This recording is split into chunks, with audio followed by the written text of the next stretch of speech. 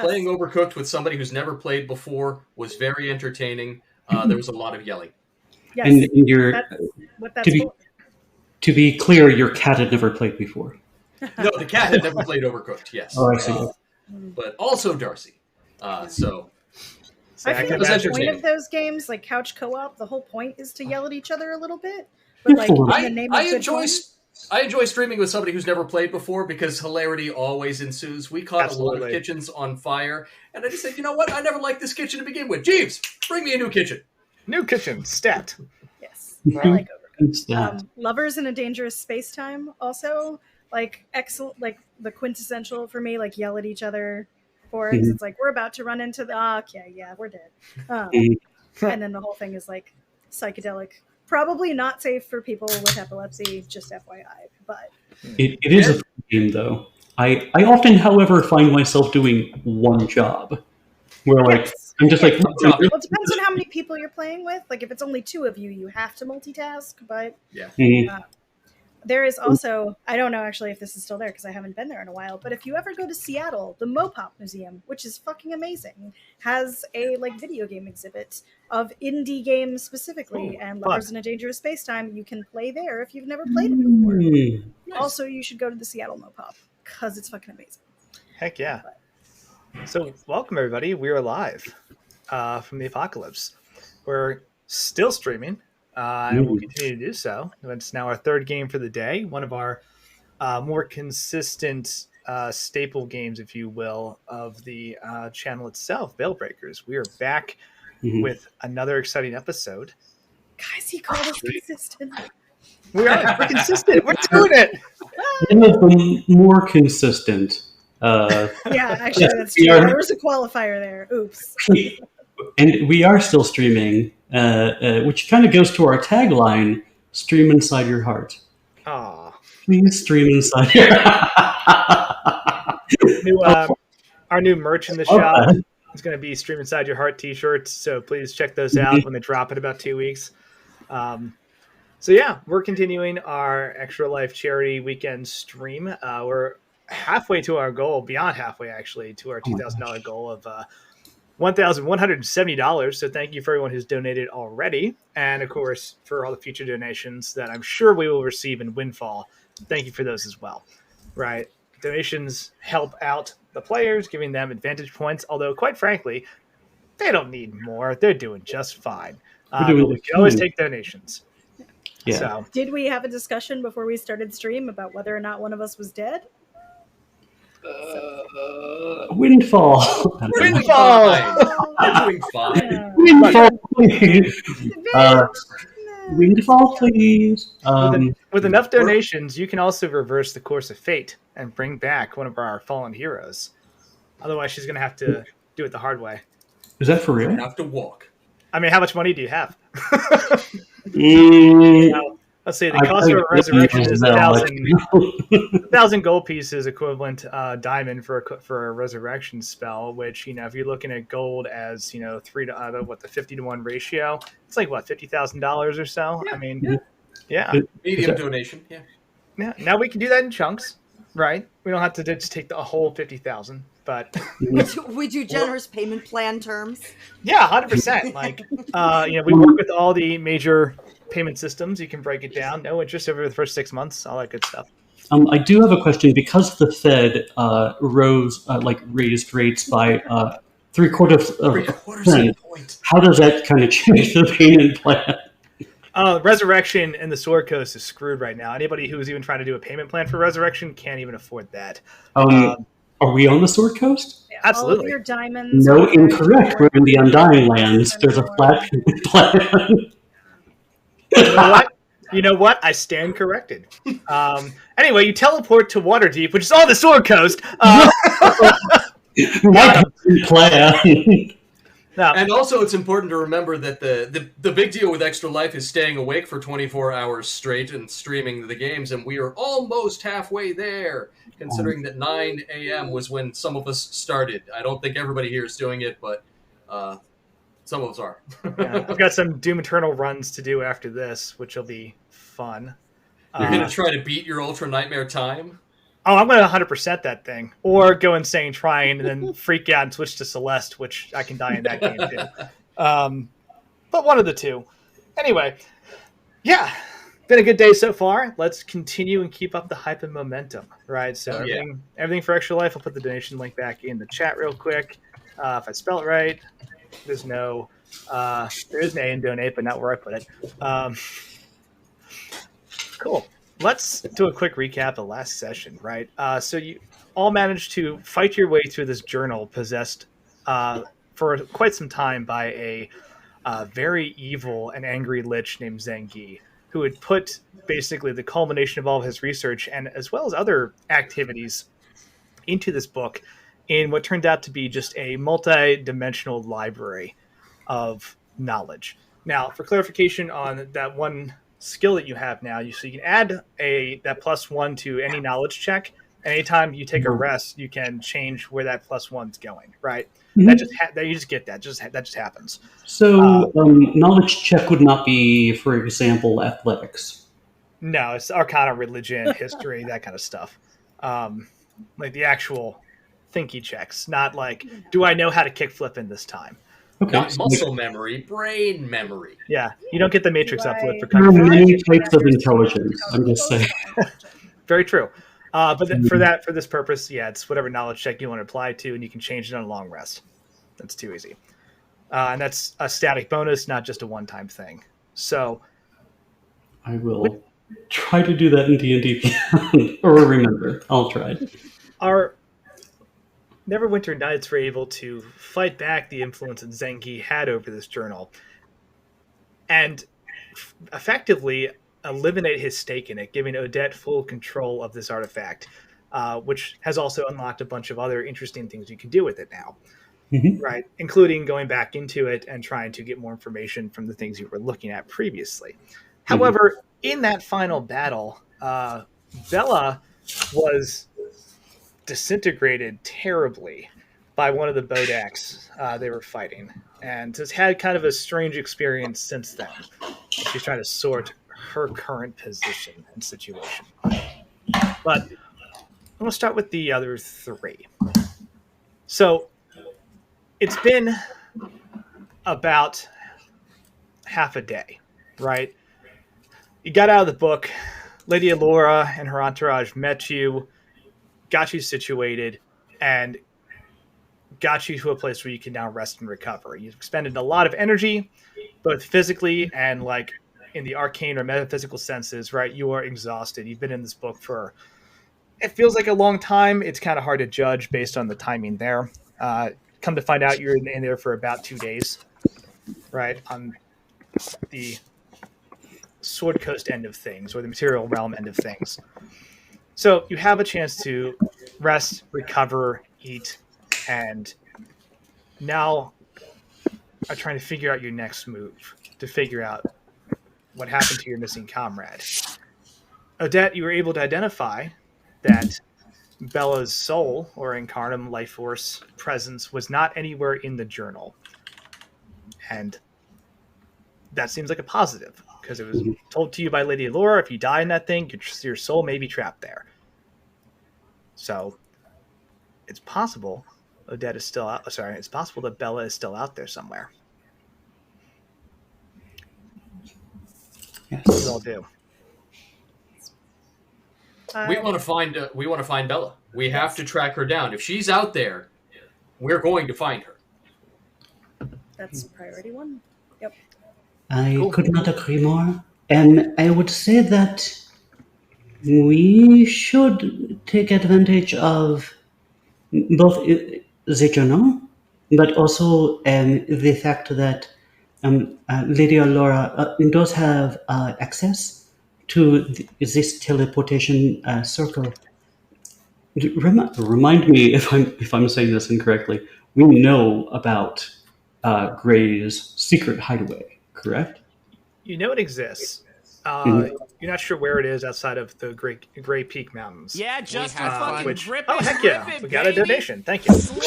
Down, dude. Oh, thank you. Yeah, dude. Add another counter to your already growing advantage pool. Heck yes. We're gonna need it. Thank you. Thank you so much. So yes, the thing with teleportation is if you don't know the exact location, you can still attempt to teleport to a place. There is a possibility of error that can make things more complicated for you on the back end, depending on how well you know the location and how well the spell works, right? So that's why teleportation circles are great. There's no chance of error, right? Or if you were to try to teleport someone someplace intimately familiar, like your childhood home, right? Very little chance of error. Okay. Trying to teleport into a place somewhere in a mountain range that you're kind of aware exists but don't have a grid or intimate knowledge of, possibility of problems. But could be done.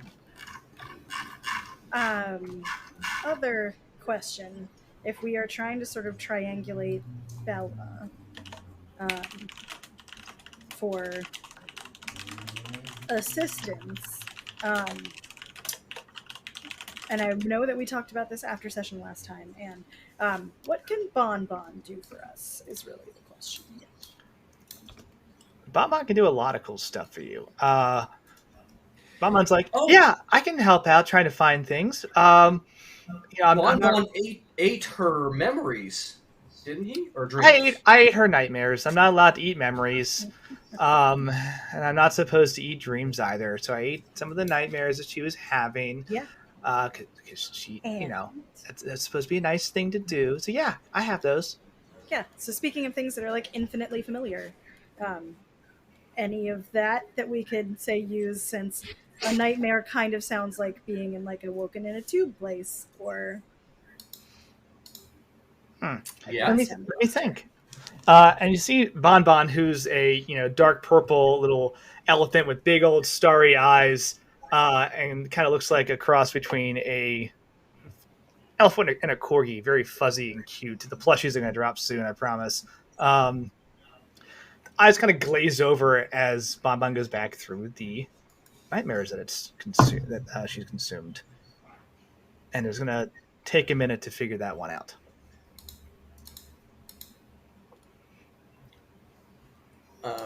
My first reaction would be to pray on it. I don't think that's going to do much, but I am going to ask Tempest for a sign. But also, I was wondering about Sunny was the entity between realms who hired us. Sunshine, and Dusty are the two weird entities. This might be a good time to chat. Yeah. Although I don't know if we got a pager or anything for them. Itzel can attempt to make contact with them. Yes. Good. And if you're going to take some time to meditate and pray, Itzel is also absolutely going to be looking at some omens of what we might be able to see.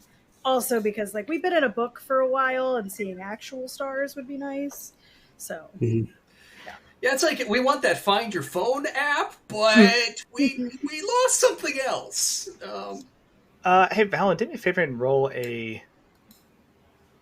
I'll go with a flat charisma on this one.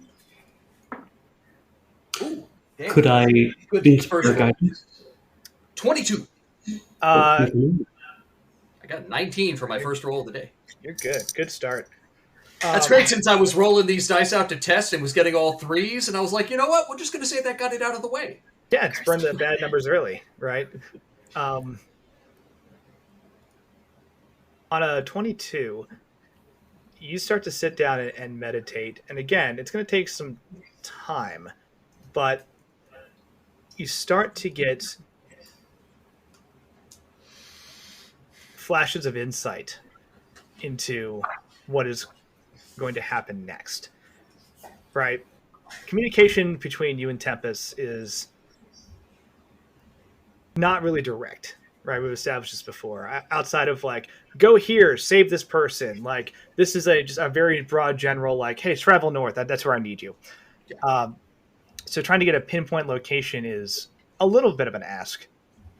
But he's definitely I want you to be strong enough to solve this yourself kind of god. Absolutely. But there's a lot of stuff out there that is so big that they can't afford to not have a stake in this.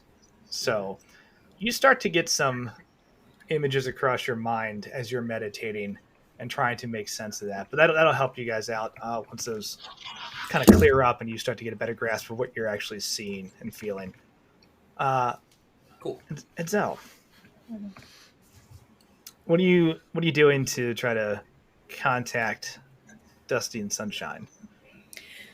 So Itzel's whatever you did, you found a secret room. I know. I want to know who found the. Oh, Bella's been in here the whole time. There we go. Solved it. You just pull a book in like one of those like libraries, and it's like, and she's just like there, like a magician's assistant. Torch back. Lady Laura takes off her mask. Just leaving all the time. Lady Laura is Bella. Dusty the No.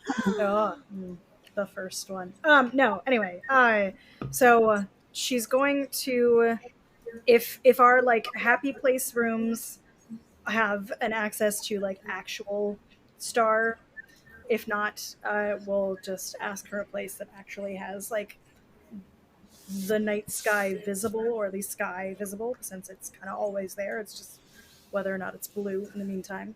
The meadow where you guys did training comes to mind. Okay. Yeah.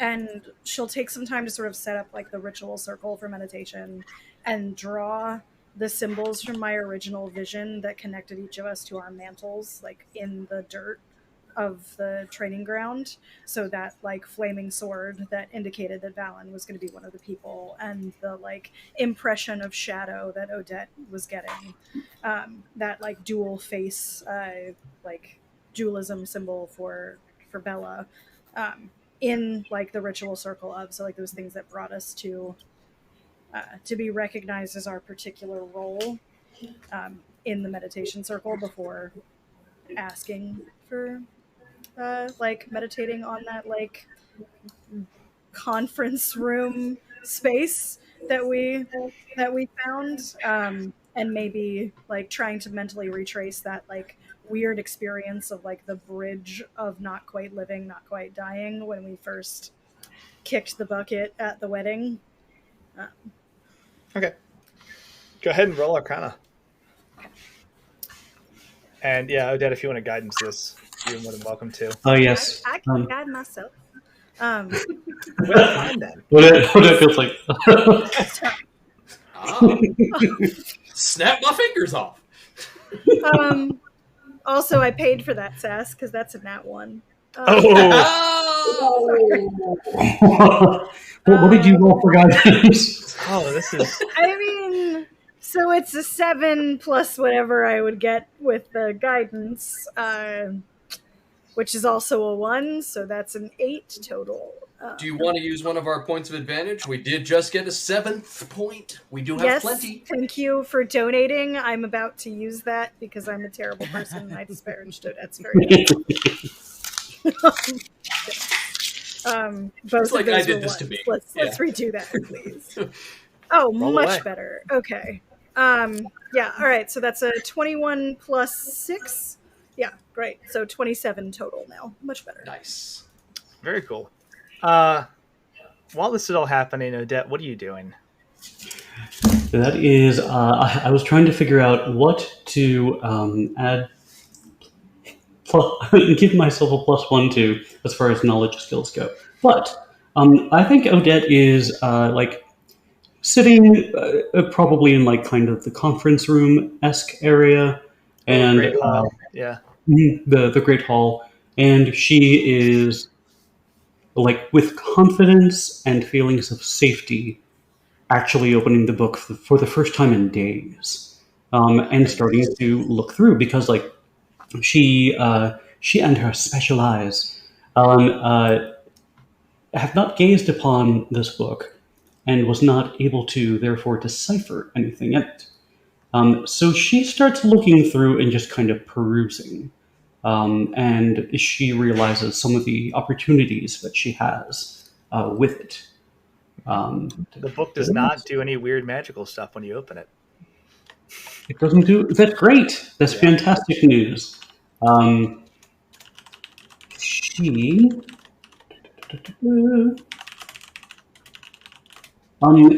She, I'm assuming, sees that there are disclaimers and warnings. Maybe Lady Alora has written them in before the sections that show people doing interesting dance moves, and sometimes there are several people doing dance moves, and sometimes they vanish from sight, and sometimes it's just a black page. But she does see that there are some things that this book can do, and knowledge that it can help her access. Mm-hmm. And I think she turns to Lady Alora if she is nearby, and she says, Lady Alora, Auntie, yes, is this your writing?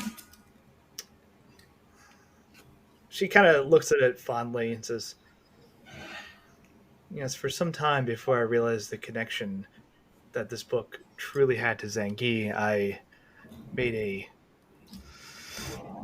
a habit of recording thoughts and research that I developed, thinking that it would help me in the long run. Eventually had to stop that when I realized how much damage it could do with his access.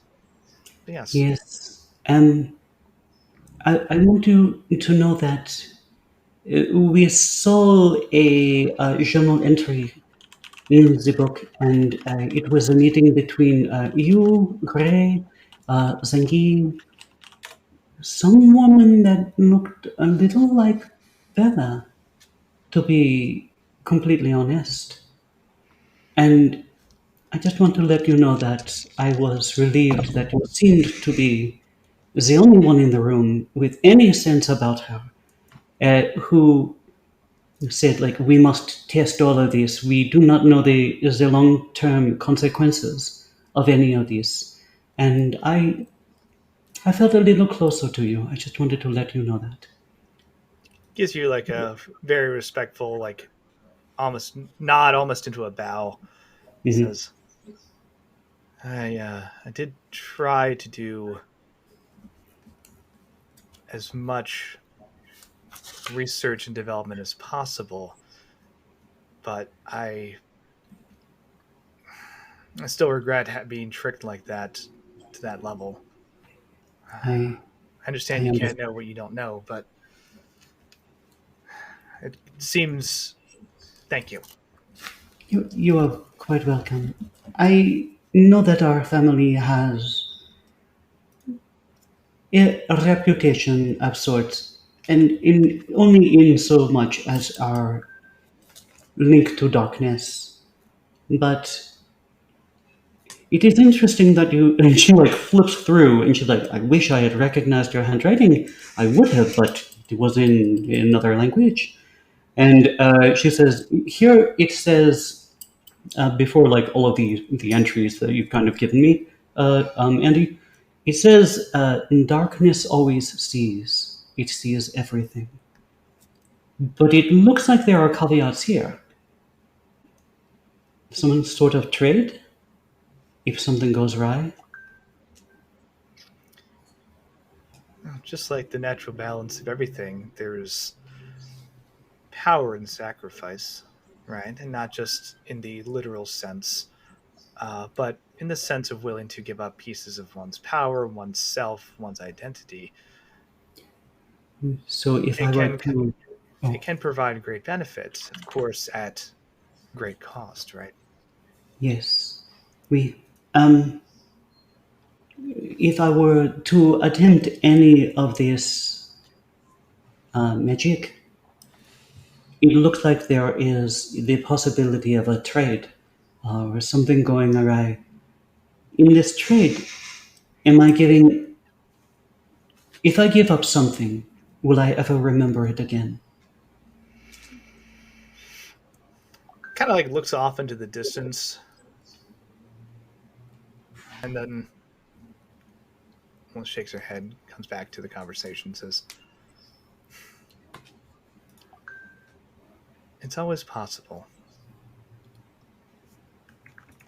But then you're running the risk of giving up more to get back what you've already lost. I'm never going to say no. It's just a matter of what it's worth to you. I see. I want to find Bella. This book may have the answers on how to do that, but it looks like I need to be asking the right questions and looking in the right places. But if something goes awry and I need to give up something, must it be a secret, or could it be simply a don't know how to drive a car? The cost will usually be proportional to the information or to the ask. Thank you. I will take this. Bear in mind, this is not something given up to myself or Zangi. The journal itself at this point has so many memories and so much information in it that it almost has a mind of its own. And this is where the power is coming from. My power? Yes. I will take this to the others, but I want to thank you for everything that you have done, and I know we will not fail. You have set us up for great success, and you are my favorite family member. There's a moment where she just kind of pauses and then wraps you up in a very warm hug, actually, despite her outer porcelain body, right? It's a hug that's very emotional and very well meant. And she kind of whispers, she says, I've always wanted to be like you. Don't do that. Be better. Then I will be myself. And then she kind of parts and holds her shoulders with a great mentor and a great influence from somebody I know. Just smiles. I must away. Oh, no, say what you were going to say. No, you're good. That you roll out, after that interaction, with a little more, a good feeling, right? Itzel, I'm gonna jump back to you real quick. You managed to establish this link, right? Before you had brought people with you. That's still an option, or you can go solo. It is your call. Just like last time, the link can only be maintained for so long, but hey. If other people are wanting to, I mean, obviously Odette is having this conversation with Allura, so either we would wait if she wanted to, but if other people want to come along for the trial, Valen is praying, so I imagine it's probably if Odette wants to be part of. She would be making her way toward you first. Although, if you are to have a beautiful solo scene, I do not want to interrupt that.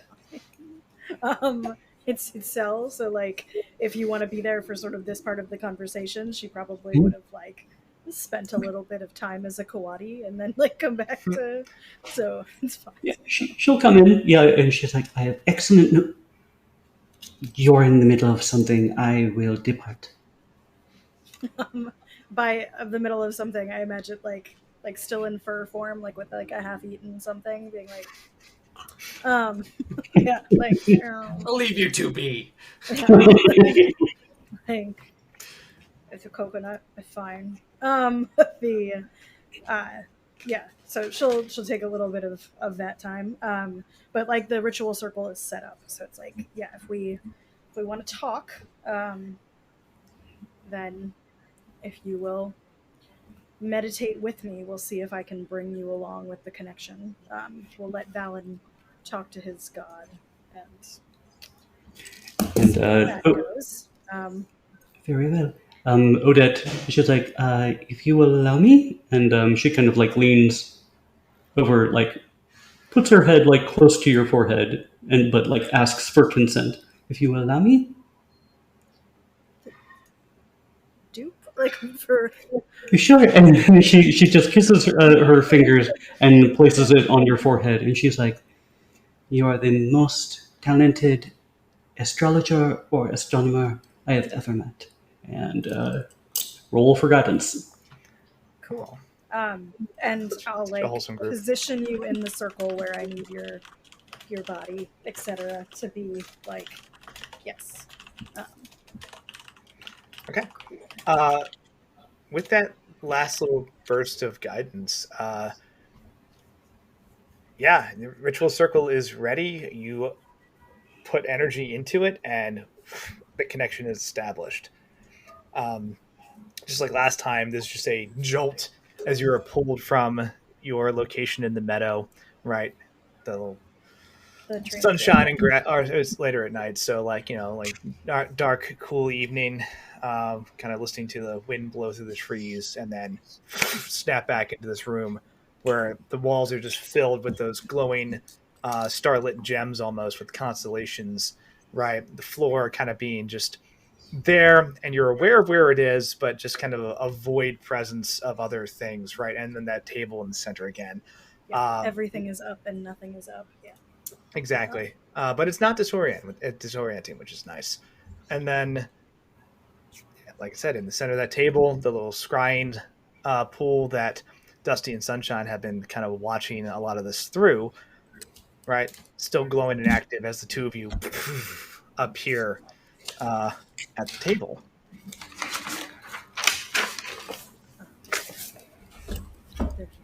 Bonne nuit. Dusty. Oh, hey, hello.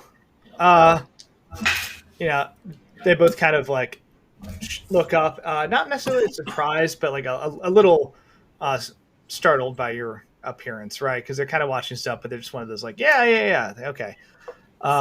So saw that it went kind of good, kind of bad. Had some pros and cons, right? We don't think we killed Bella because she's not in the book. Oh yeah, you definitely didn't kill her. One of the Bodaks did. Yeah. And is she? You are a sick son of a. Gonna kill that dog. Oh heck, got a sub. Thank you.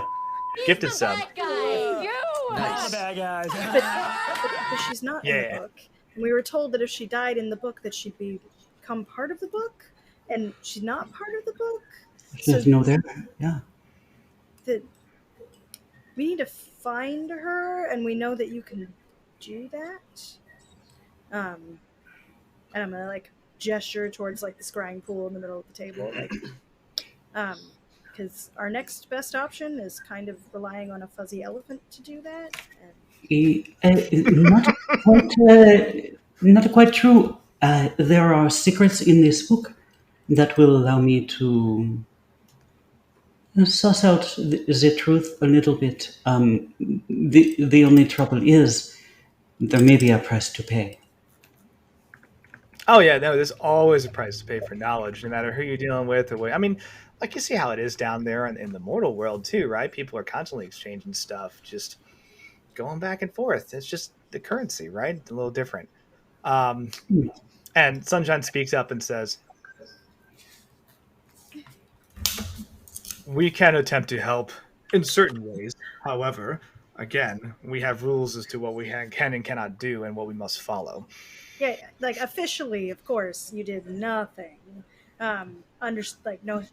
This was completely our idea, and I'm not really here right now. I mean, like, our body is still down with, I just had a really awesome mango as a, so that's where we are, actually. I saw it happen. It is the truth. Okay, so you want to try and find where your friend Bella went to, if she's still alive. Well, Duskmantle. She's one of your people too.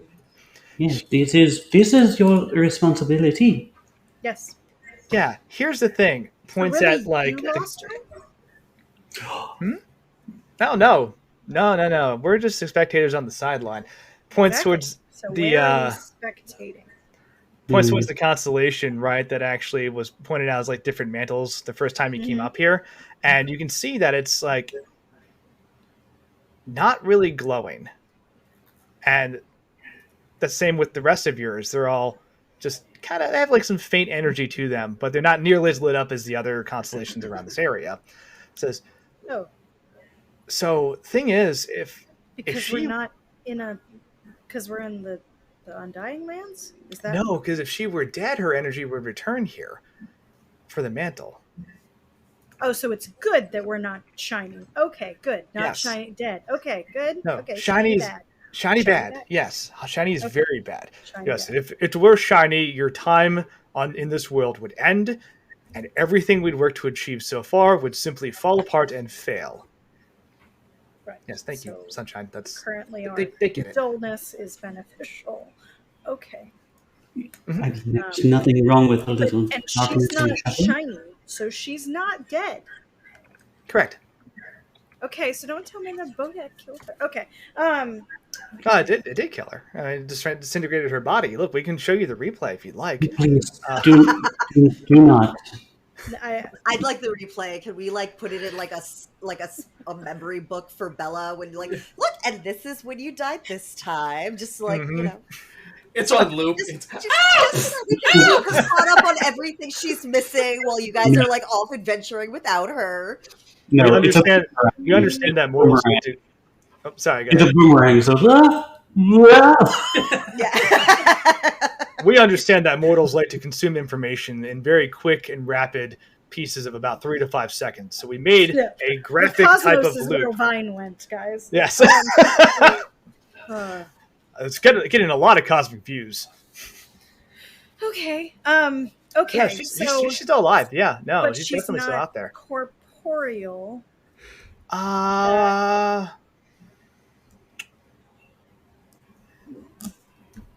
Well, she probably would be somewhere.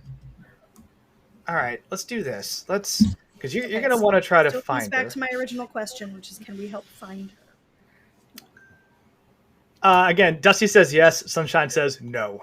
At the exact same time. Sorry. Can you not help, but identify a clue that we could come upon completely of our own volition and brilliance to find where Bella may be? Without your direct assistance in any way, because obviously you would never break rules. And Dusty says, "Hey, look, it would be look. It's not like we can just come up here and use the scrying pool to find all sorts of stuff that you want to look at. And it's not the whims of other people. It's not how this kind of works, right?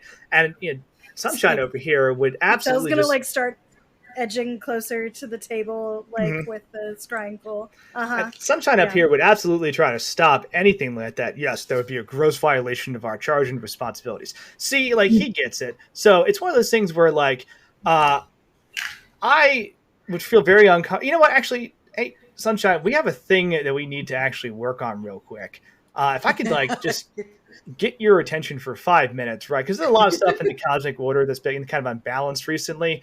And, we can't just let that be out there. No, you're absolutely right. There are procedures that must be followed. Yeah, exactly. So, look, as much as we'd love to spend time helping you guys out, we're swamped, So, make yourselves comfortable, I guess, because you took a long trip, just don't touch anything, right? Hey, let's go take care of that stuff. And Sunshine's like, absolutely. The two of them just kind of fade out, leaving you alone with the scrying pool. Great. Okay. So it was something about intentions, right? Don't touch anything while we're gone. Yeah. So Itzel immediately puts a finger on the scrying pool. Hell yeah. Cool. Not even just doop. Yes. Okay. Intentions. You're not wrong about the Sam the Eagle bit. Absolutely. Incredible. I would like Odette and Itzel to roll Arcana. And what I want you to do is describe to me what exactly you're doing here, right? Because there's a spell for scrying. Sticking a finger in the cosmic goo? Sure. But, like, to do what? You know? Like, I get find Bella, but, like, in what way? How? Because you don't have the scrying spell, so you're trying to manipulate an arcane object that is not yours. And apparently not well. That's a 10. Okay, what did Odette roll? Ooh, can Odette use the book for this? I'm sorry, it's a 12 with the guidance. It's a 12 with guidance. 12 with guidance. You could use the book to give yourself a +1 in Arcana. How do I use an arcane object that isn't still mine? 13.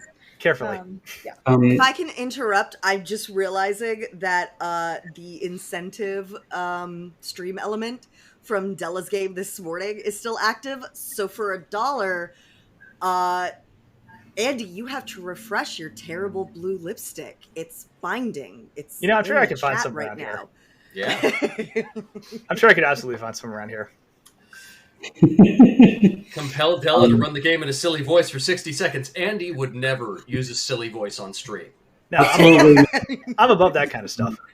It would be inappropriate. Where's the baby over here? Within reach, I have a couple of options if people feel like donating $1. I'm more than happy heck to yeah. do. I'll have to go on a lipstick hunt on break. Yeah. I think. Sorry. What? Itzel, what I'm hearing is you have Arcana, or I should use my. I normally have pretty good Arcana. I did not roll well. Oh, I need you both to roll. Yeah. Well, it's a funny thing that I used borrowed knowledge as my own spell to gain proficiency in Arcana, and I've also put 1 point into Arcana, so that gives me a bit of a +8, and I'm going to inspire my own self with a little bit of guidance. Yeah, that's all right. So that is a 21. 21. Nice. Cool. So you have two options on the table, right? You can use this thing to get a good amount of knowledge about where Bella is, but it will be very, very obvious that you used it. Or you can be a little more discreet, but you won't get as much information. But you're pretty sure you won't leave any type of signature that you played with this stuff that you're not supposed to play with. So, your call. If you both succeeded, I would have given you both. Can you do one and if decide to do the other based on what it gives you? That depends on whether or not Dusty and Sunshine come back. So you're in a time crunch here.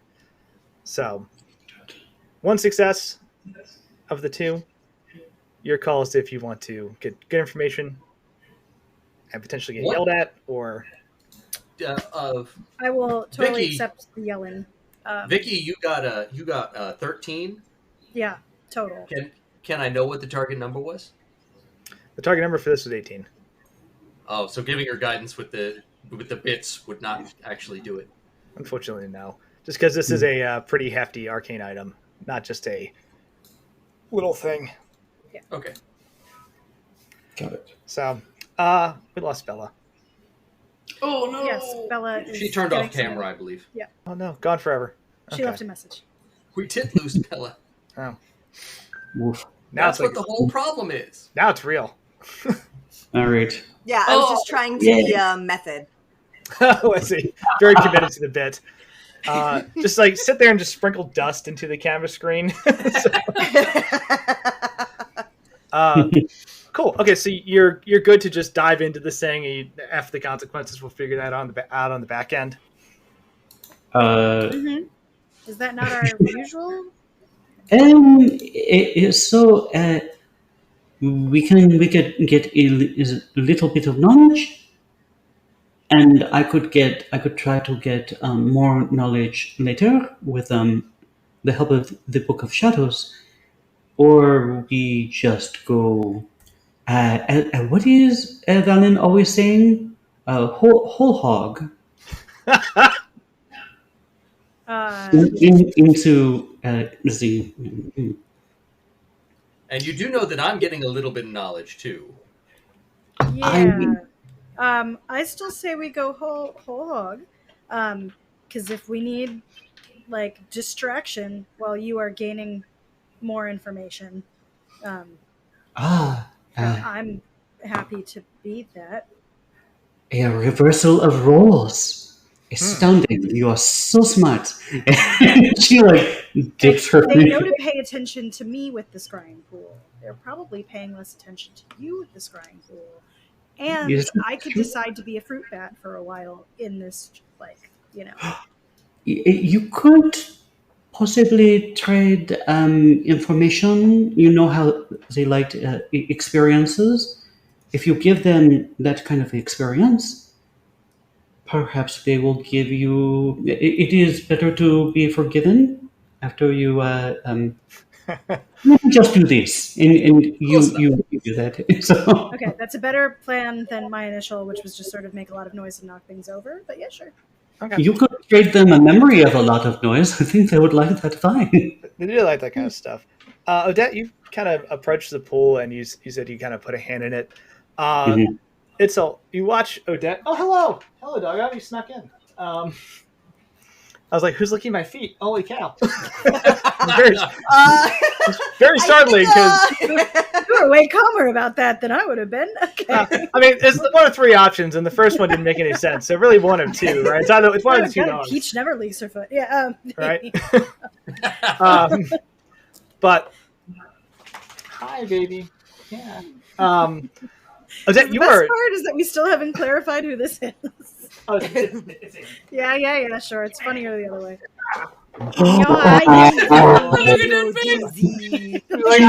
did not sign up to be picked up like this. She's so happy. Yay. Oh, damn, it doesn't work when I do it. There it goes. Peddler. Oh, Peddler! She ran away. Yeah. Itzel, you watch Odette just get ripped into this scrying pool. You put your hands in and then are completely submerged and pulled into the water. The water does not ripple or move. It's just this pure, clear glass state almost. And Odette disappears below the surface. Odette, what you see Nothing's happening in here. Well, how's it going? Just, give us like another 2 minutes. We'll be done. So bored. Yeah. The good thing about orderly processes is they're the same thing every time, and therefore are expedited in a, very set and rigid manner. It'd be crazy to try to invent something new from the process. Real rigid in here. Yeah, good. Glad to hear everything's going great. Dad, as you're pulled into the water, you start seeing images of the Sword Coast from above, as if you're flying across the continent, right? So right now, you see yourself almost floating above the Undying Realms, right? Look down, you can see, again, it's still very hard to track this area. So there are areas of like mist and shadow that kind of obscure your view, but those seem to be pulled back a little bit from your perspective here. But you can see the Great Hall, you can see the Wellspring Incarnum, you can see the entrance to the Shadowfell that you discovered. You can see the meadow that you were in, and you're just kind of floating in this like weird suspended manner, right? What do you do? Odette concentrates on Bella's face, and the curl of her lip when she knows something that everybody else doesn't. Oh no, we absolutely wouldn't do that kind of sarcasm sometimes. And her bravery, despite her wanting to hang back at times in battle. And just having tea with her friend. So she concentrates on all of those, and she says, show me where Bella is and how to get to her. Can I just say that you all are a very wholesome group, and that makes me so happy. You all like each other. It's so good. It's refreshing. It's nice. Your view starts to spin and change as you fly through the air. It is an uncomfortable feeling, right? You're just being whipped through at an insane speed, right? And eventually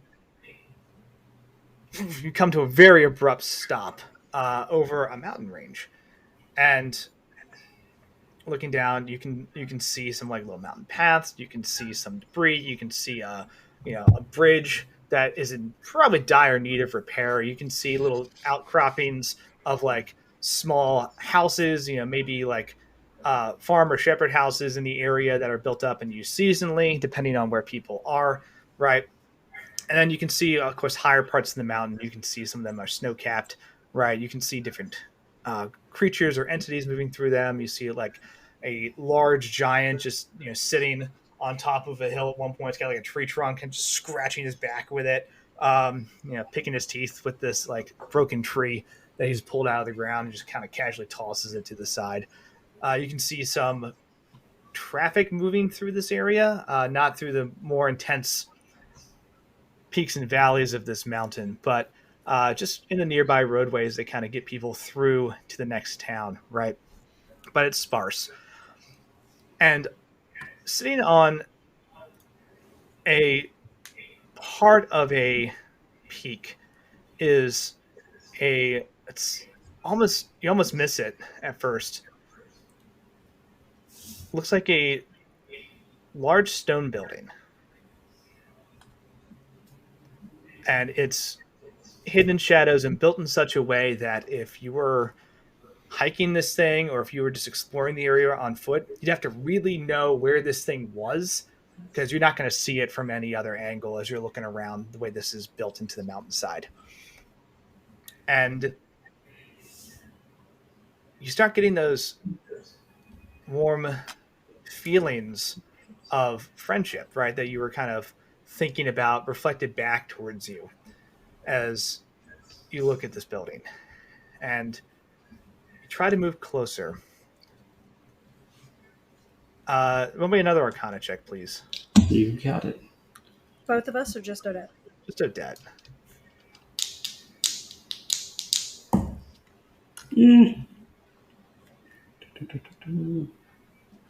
14. 14.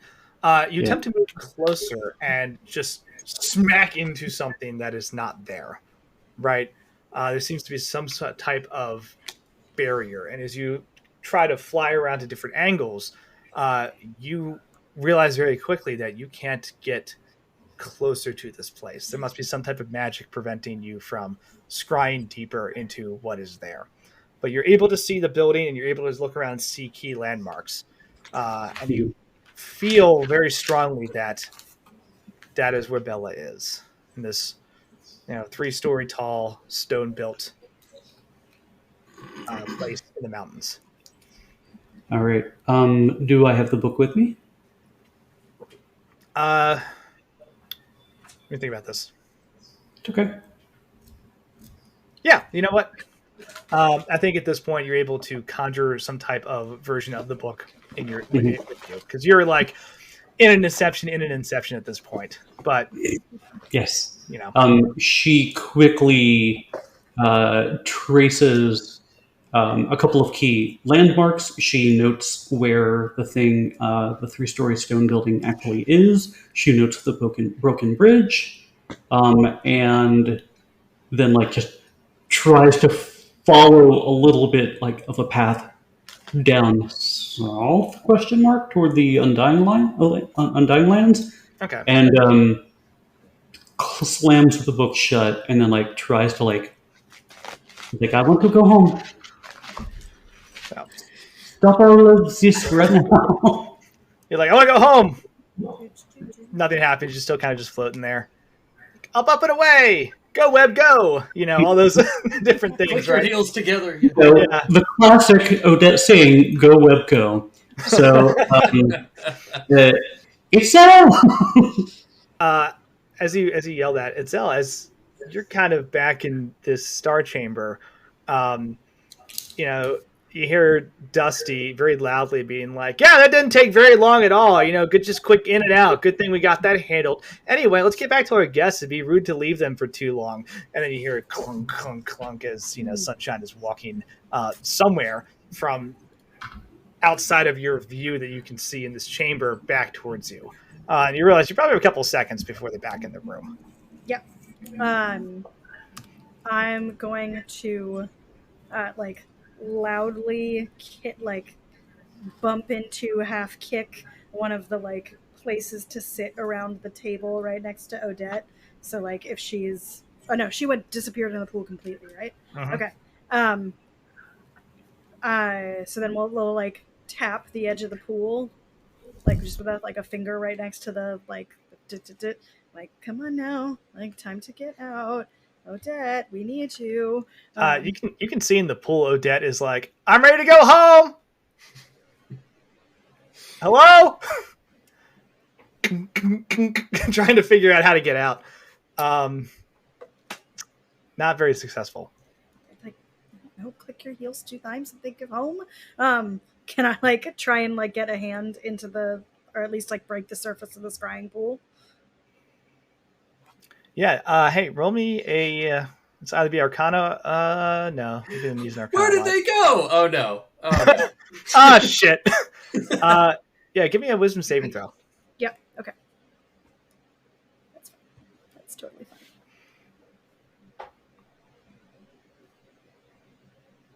Oh yeah, that's fine. 19. 19. Cool. For a moment when you reach in, you feel that same pull. You are able to kind of anchor yourself and resist it.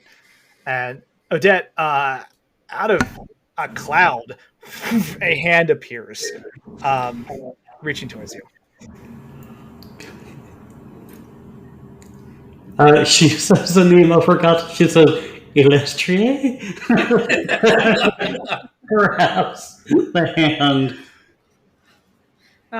Yeah, and like feeling something make contact, I'm going to like concentrate on sort of like Odette's, like what it would like look like and feel like to have her standing in the room with me, and be like, all right, God, I hope you're on it, and like pull her back. Cool. Yep, you rip her back through the scrying pool. Odette, you kind of fly out. It's a little bit of a rough landing, but you're pretty dexterous, so you stumble a bit and like manage to stay on your feet. Turn it into a twirl or something like. Yeah.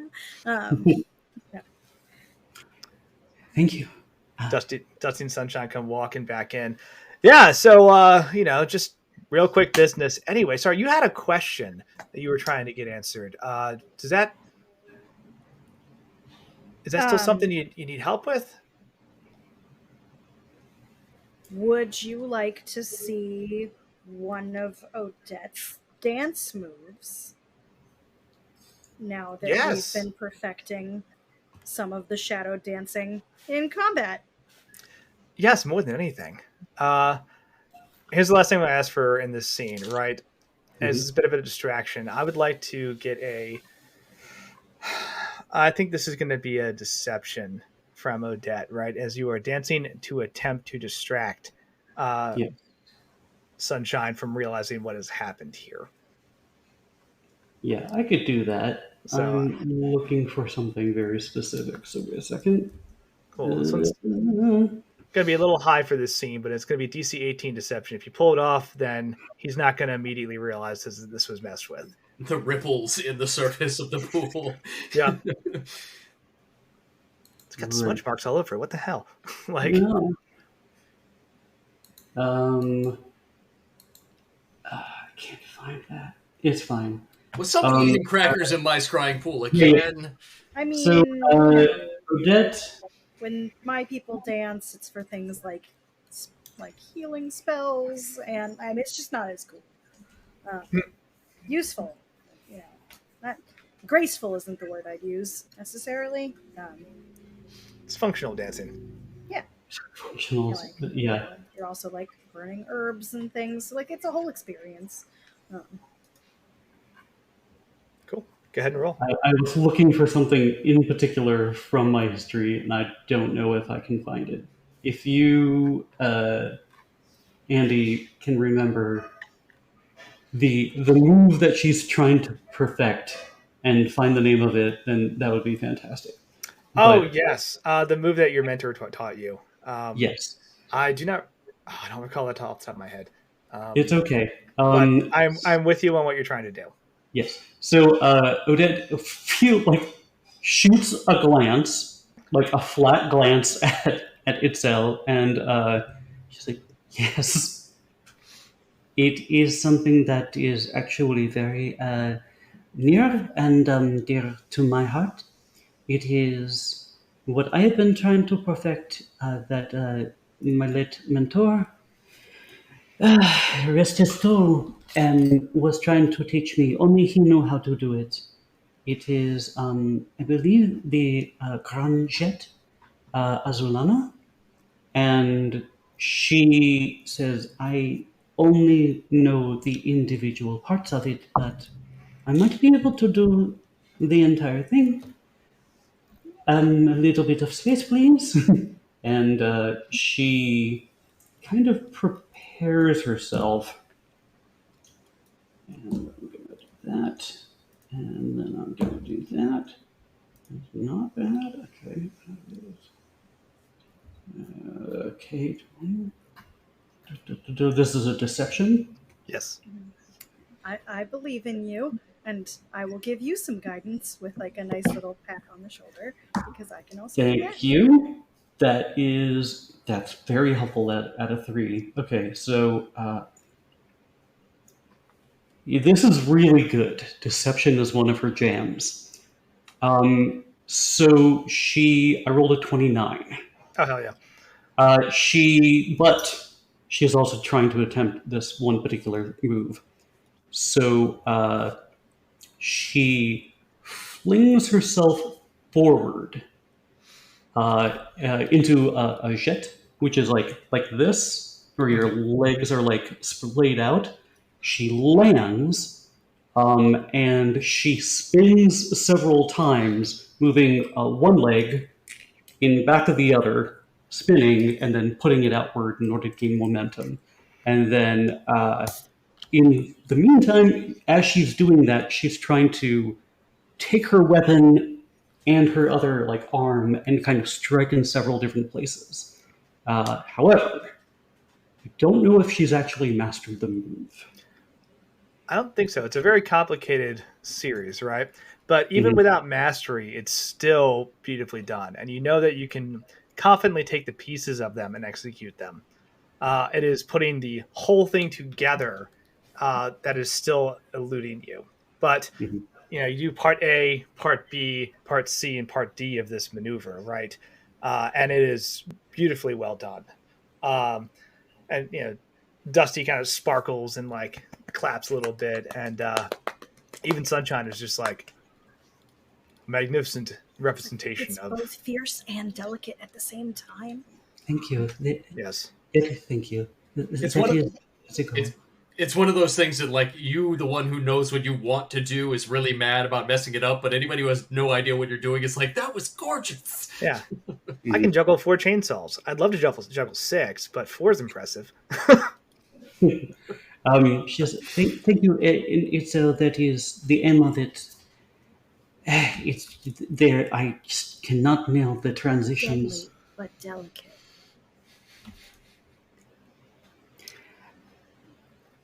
Until you feel the connections start to waver a bit. Oh.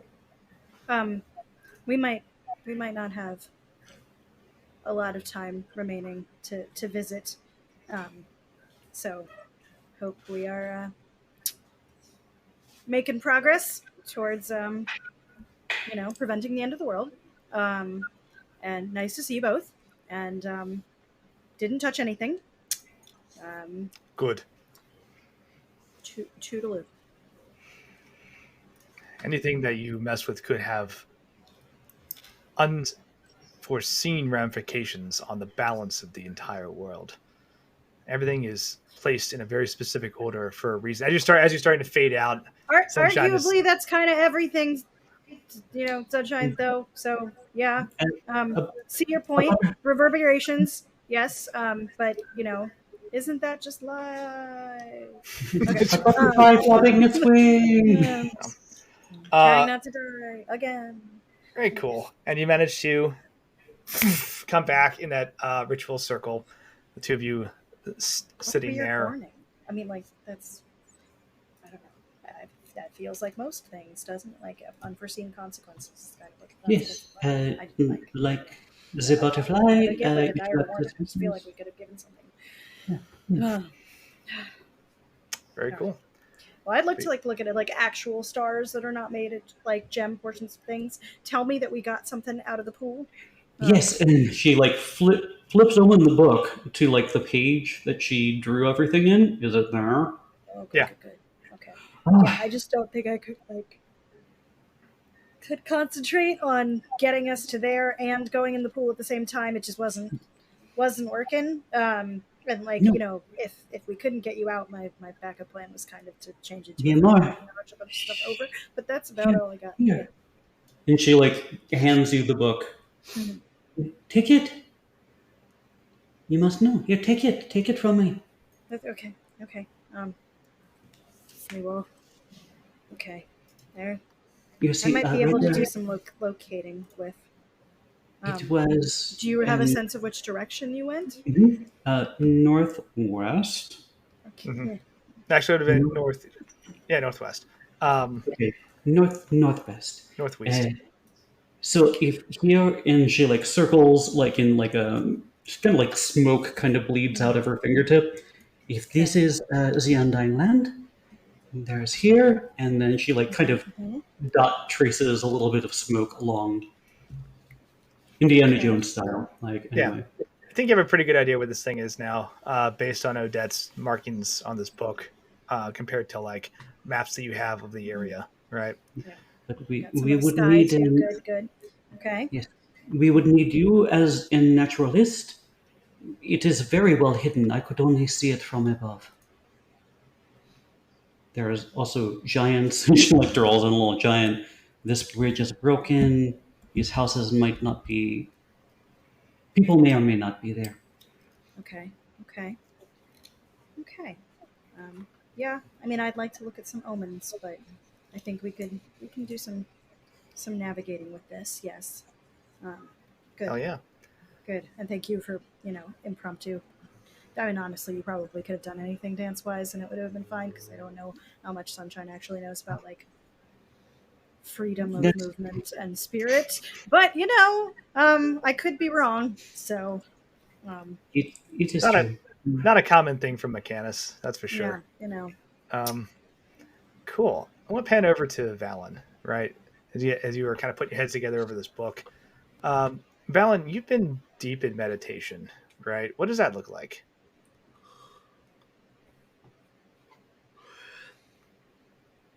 He's probably he's in his little Stark cell, his little perfect stone room that he loves, and he's probably just on his knees with the sword over his thighs. It doesn't bow his head for Tempest. His head is high, but his eyes are closed. Okay. As you're sitting there, you know that part of the meditation test for Tempest specifically is one of endurance, right? It is one of those things where you don't meditate for 5 minutes. You sit there and you wait patiently because you are not showing your devotion, but you're also showing your commitment to that cause, right? Because let's be honest, sit somewhere for a couple hours trying to meditate can get uncomfortable. Yeah, right? That's hard. Yeah. It's like 20 minutes of yoga can smoke you, right? So you sit there for a while. Time kind of fades out of your mind as you're just focused intently on staying in this good core form that you've set yourself in. And I also like to picture that Gruff is lying there doing the whole doggy like head on his paws, staring at me. 100%. I'm helping. Sorry, go on. Focusing on my core strength for this posture. Yes. Yeah. You start to feel a out of body sensation, right? As you are there one moment, and the next, you feel yourself kind of just slipping through the cracks of reality around you. And you start to see a wave of images that you float through, right? And they're disorienting and strange at first. But they start to become clear because they are shown to you over and over and over again. Leave the dice alone. Dice thief. The first thing you see is Castle Neverwinter, right? Okay. You recognize this place. It's where you were all murdered during a wedding. Yes. Right? Looks exactly as it did that beautiful evening, right? And then you see it for how it truly looks right now, right? There's a flash, and the castle is like corrupt. It is covered in strange, dark energy. You can see the hordes of demons and undead that are effectively occupying this city under the guise of what you all believe to be an illusion spell that is being used to keep this kind of hush hush, right? And you can see effectively just the massive pool of darkness that has settled over Neverwinter. And there's another flash that shows you a pool of light. And you have to look at the image a couple times as it goes through your mind before you realize that it's Waterdeep. And it seems that there is a concentration of intense radiant energy there.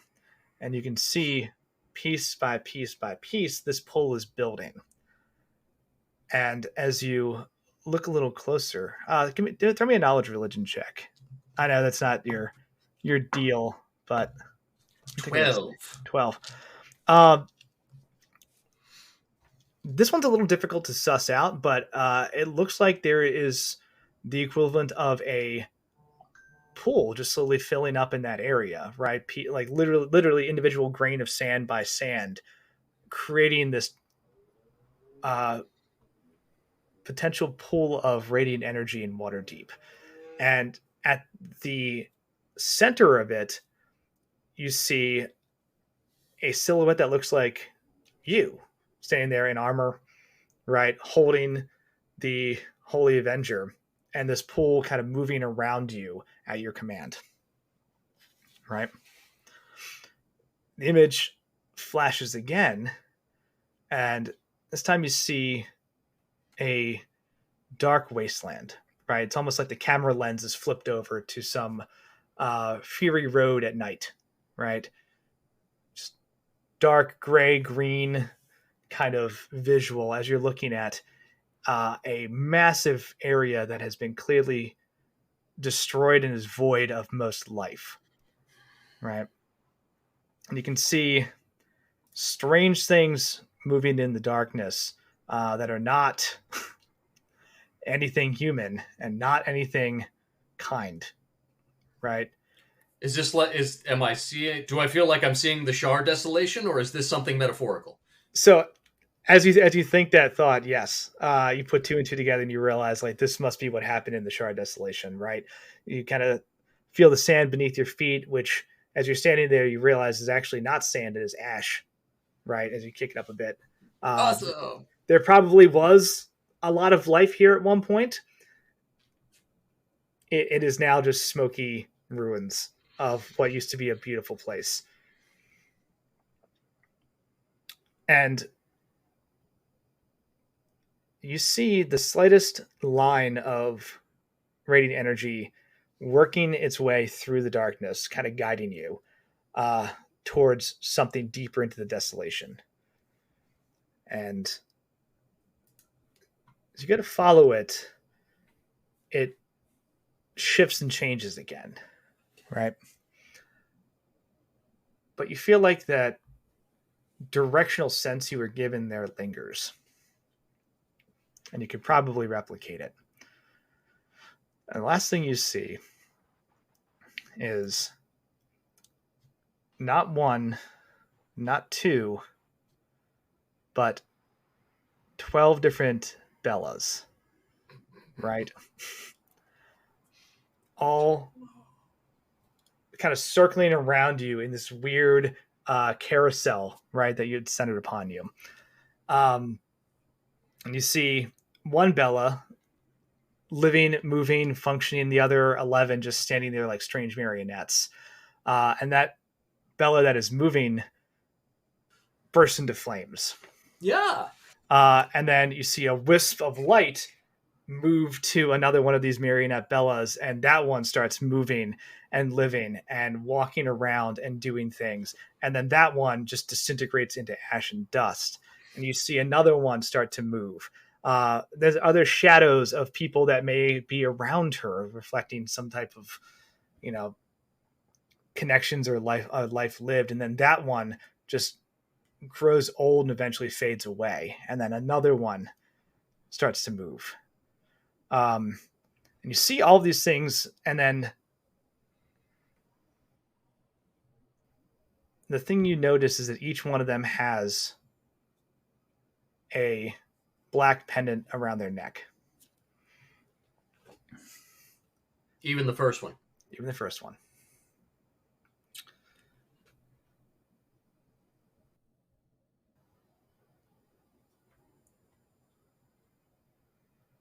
And then you snap back into your body, right? Kind of uncomfortably, in this meditation form. You can feel like the pressure on your knees and legs. You can kind of feel the pain in your lower back from just sitting there, that good posture for quite some time. But get a sense that you could try to find, maybe not the location specifically, but maybe hone into Bella somehow using other magics. What other magics? There are spells that are very good at locating objects or creatures. Okay. Right.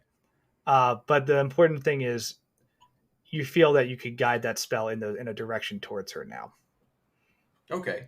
I mean, I have locate object the spell, but it's only 1,000-foot range normally. Normally, yes. Ah, okay. Mm-hmm. That may be expanded. Cool. Right. So, yeah. And the thing in the Shard Desolation is probably what Sunshine had told us about before, right? Trying to remember something like somebody might go down and maybe see something like this, but Yep. Yeah, the divine tier. Yeah. Fallen star. Mm-hmm. Yeah. So cool. Yeah, that is the kind of, those are the images that kind of linger as you come back to your small stone room, and looks promising. There's a lot of good stuff in there. Okay. Right. Stand up, do some stretches. Gruff gets up and just stretches too, kind of shakes out the stiffness. Yeah. Right. Does the cat thing, like, and then, yeah. Ooh, big goat stretch. Yep. So what I'll say is the three of you reconvene, right, and kind of talk about the things you saw. The benefit that you have here is that the more knowledge you gain before you attempt to go there via magic, the more likely you will be successful. Because there's a chart that describes the level of familiarity with a place when you attempt to teleport to it, and the percentages of errors that can occur in that spell. Yeah, so. I was going to say, if I can channel this thought and the spell while standing on the teleportation circle, that might help focus it in. Mm-hmm. For sure. So when the three of you reconvene, what do you do? Bella's alive! Oh, yeah. Well, we know that we have not seen her. It seems like she did die, was the impression they gave us. She's not maybe dead currently because she's not shining. I will tell them about the dozen Bellas, and I'll be like, it seems like she's died before. How did she die? She burned. She was disintegrated. She got old. She burned again. There's a lot of them. Yeah. Well, two of those do kind of match exactly what happened with her. She was burned by Zanki, and then she... Room of disintegration. Yeah. Okay. Okay. So She got... do we think we're on Bella 12 or do we think we're on like Bella 4? I don't know, but I know what it sure seems like she is alive, and that is very important. We need to get to her where she is all alone right now. Okay. So, like, Odette has place information. Oui. And we've got some... Valen is dragging you towards the teleportation circle in this conversation. And it sounds like you have maybe a way to hone in on maybe the pendant? That could be it. The sense of her is what I was getting. Okay. I thought you had locate object. I do. Well, is an I object. Sure. Okay. How do you think? Damn. Do you think it's probably the pendant? Yeah. Mm-hmm. It does work on creatures too. Do we have enough information that we can make this teleportation seamless? So, from your location stuff, and like Itzel's gonna like take out like her like map bit that she's been scribbling on for like her travels gear, and be like, I feel like we also can get pretty close with what we know about some of the features that you described. So if we can hone in on like the feel of the place from your impression, we still kind of want to be and like gonna do the whole like, nope, actually I'm not gonna make that reference, that's terrible. Like circle the map with a pen in the area where like we know that it's gonna be like in this mountain range set of peaks. Like it kind of has to be here from what we know from Odette's impression and from the like little bit we got from Bella about Gray's workshop. So that seems we know her, and we also know that well, wait, do we have the pendant? If we have that would be a link to Gray himself. Do we have the pendant? You do. You have all of her stuff. It was in the ashes. All right. Well, we have all of these basically objects that were very important to her.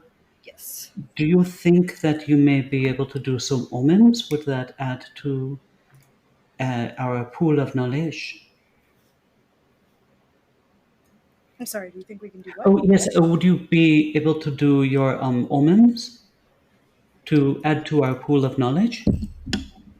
Maybe. I mean, I can decide whether my omens this time around were a positive or a negative.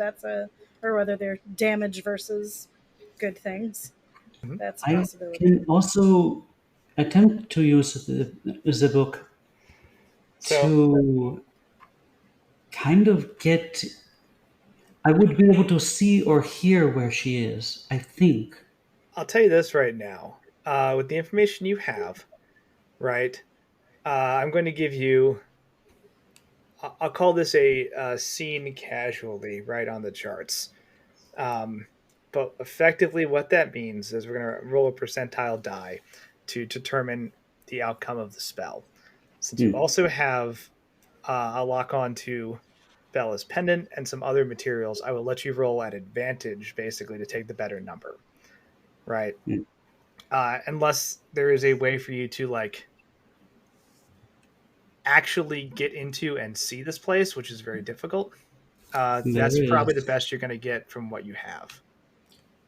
What kind of percentage chance are we looking right now? Let's see.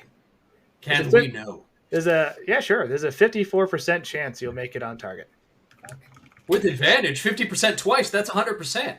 Yeah, I mean, what could go wrong? 108%. 108%. Yeah. Those numbers don't lie. They spell out ruin for you. Yeah. Not addition. Okay, yeah.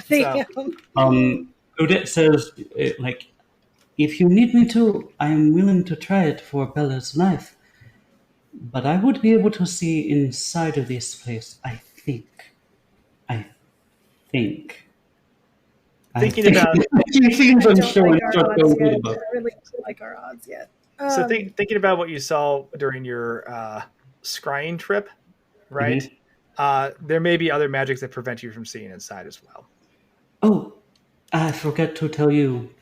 There was a wall that was impenetrable. It was like a wall of force, I think, to prevent scrying. So maybe my idea would not work. I just could not get through. Hold on. It was like the worst form of art. Like the mime, me? And as you place your Maybe that we're is thinking what I about felt this like. the wrong way. Maybe instead of trying to focus on something that might be inside of it, maybe we need to focus on that spell. If we use detect magic, kind of magic for that spell, along with the detect object spell that I'm doing. Yeah. I'll say this. It will be very difficult to make your odds better at this point. Just because that's what I was thinking. Yeah. You have a lot of information, so you don't have a 80% chance of failure. But no, we just have an almost half chance of failure. So almost half. Almost. To make it better, you would have to be you'd have to get to a point of intimate familiarity to actually know this place or have established links. And unfortunately, you don't have those things. And did we already look through the nightmares? Oh, we could do that. Yes. So Bon finishes her weird trance and is going to try to relay some information to you. I can't remember what I rolled, so I'm going to roll again for her. So that was my bad. I didn't write it down. Okay.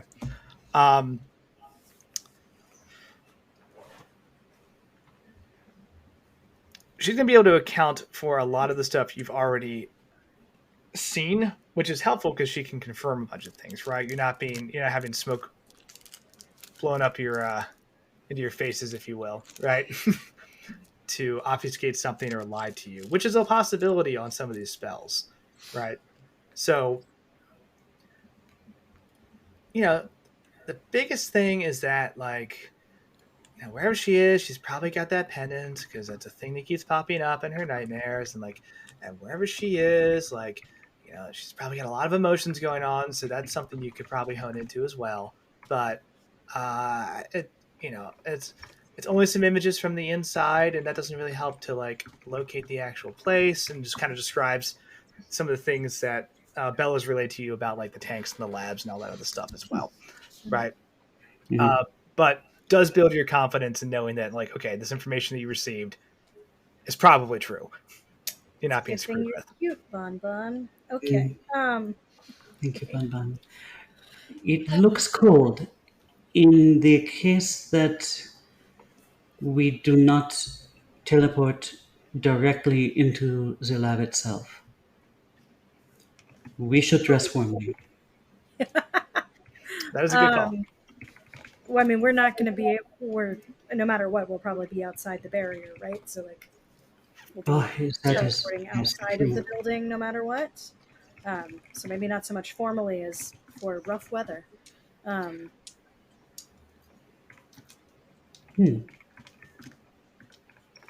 Yes. No, that is life force. That is not. She can teleport there, but only her life force. So, I suppose. No, we are physical forms. We would not. It wouldn't work. So she's just kind of thinking things through. Sure. I mean, that's I think this is the best we're going to get, and Bella needs us. Yes, she does. Yeah. At a certain point, the safest move would be to go over land travel, right? Yeah. But that's the thing. You're getting expedited movement at the cost of potential safety. So. Pshaw. Yeah. Right. I mean, whatever. Just fight some giants or whatever. Assuming we don't end up in 7 different locations, if we end up closer, we can always continue the hike. That's what I was figuring is if we end up within a point in the circle and what I cast gives us an arrow at her, that gives us much better odds than nothing. assuming all of us ends up in one place. Yes. It's fine. We could, Who needs elbows? I mean, kind of like in theater, if you are working on the rigging, we could tie ropes around ourselves to make sure that if two people land on, not the bridge and the other person does, the bridge collapses, we would be able to put the other person up. Yes, sure. That is, yes. I mean, I can fit one other person on Gruff. Well, I mean... Do you want me to come with? Says Bon Bon. Yes. No. No? Oh, I'm getting a lot of confusing feedback here. Why no? I'm just mad that she wasn't fun. She picks out her outfits like this. I mean, if Bon Bon eats nightmares, at the very least, Bon Bon might be a good first aid kit upon receiving Bella. It's true. So, she might not be in great shape. Yeah, that's fair.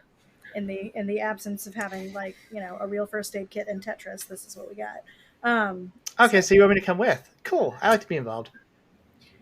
Yeah. Yes. Would you? And I mean, I can make myself into a more travel-friendly form. That's fine. Would you put this face in danger? And she presses her face up to your face. No. Oh no, I'm asking Itzel about you. Oh, I'm sorry. It's hard to tell who's talking to who. I know. I was like, who are we pressing against what now? I don't understand. I'm much like Valen. I think it would have been, I was hoping the Bon Bon could do more, but it's fine. Bon Bon, you'll do plenty. It'll be great. Bon Bon has a lot of skills, but finding people is not really one of them. Just, more of like a service pet who's just like, hey, I'm here to help comfort and support people. Not the let me help you find your friend who may or may not be dead or may or may not be. Service animals that both find people in snowdrifts and give them brandy. So we're not asking too much. I wasn't one of those Hufflefints that got sorted into the Finder House. Thank you. I was a Griffin Fint, for my bravery for helping others. Okay. Wonderful. Right. Let's get in the circle.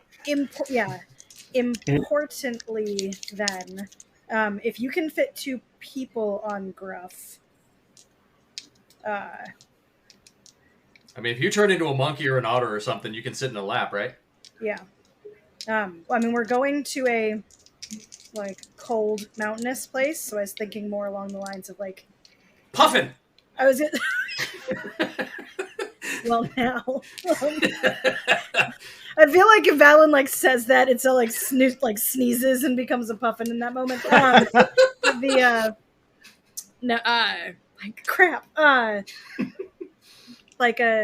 More of an osprey or a snow leopard kind of a feel. I mean, or a smaller mountain goat, because that's helpful for standing on the side. I was gonna say, near Gruff's gonna be right at home, so and not falling off.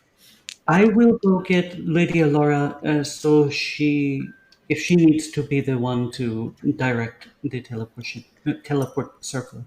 And she's nearby, actually talking to Aurora, and having a conversation. And she says, "Of course, once this is done, and once we get Odette and the others out, we can send you all back to Waterdeep, and you can find out, hopefully find your families and your friends and get reconnected with them. As from what I understand, that's their next destination." And Aurora's like, hey Odette, I'm gonna take the dance troupe back to Waterdeep because they honestly they got to be rehearsing again, and we just don't have the rehearsal space here for that kind of stuff. And also this place, no problem with me. I kind of like it here, but some of them are a little, they're not exactly comfortable here. So I just want to get them to a place where they can get set up, and we'll just meet you there. Does that work? Of course. Go with my blessing.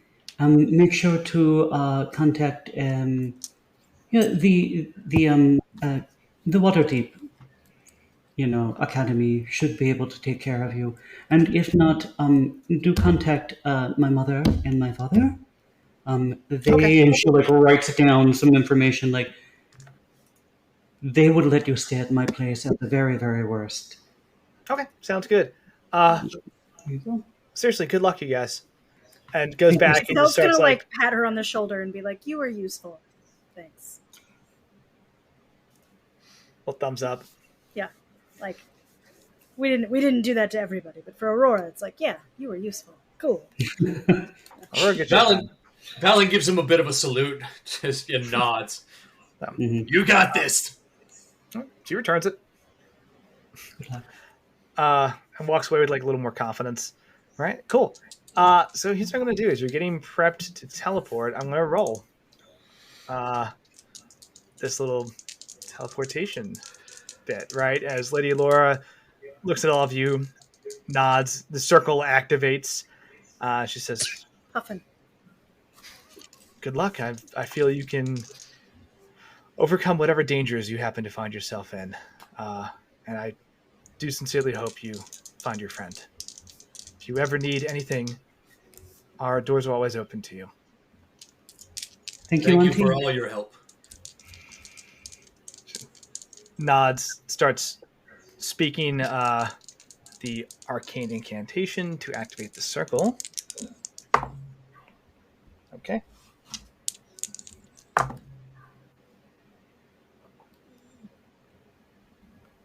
Very cool. And with You're trying to get under 54? Correct. Okay. Sorry, I'm trying to get over 54. Over. Yeah, low is bad. So we actually have a 46% chance. Yeah, I mean, if you look at the numbers that way. Okay. Yes. And with a flash of light and arcane energy, the teleportation circle activates and you are whisked away. And we're going to take a break. This seems like a good time. With a light prayer. Yeah. Yeah. Many prayers. So we're going to take 10 real quick, and then we're going to check in on Bella and see how she's doing. And then we'll figure out these rolls were good enough to get you guys where you need to go. One day my scene will come. It's happening. You got 10 minutes. Get ready. Get into character quick. So, hey, for real, we're going to take 10 minutes, right? We'll be back. Don't go anywhere. And we'll continue this sweet adventure. See you in 10. Yeah. We are back to it. Remember, everything we're doing tonight and tomorrow is all for Extra Life. All right. We're at 1,180 for the LFTA. And what was the current team score right now? Just shy of $7,700. So, killing it right now. And let me just also, come on now, can anyone actually accuse us of being shy of anything? Come on. I am a shrinking violet.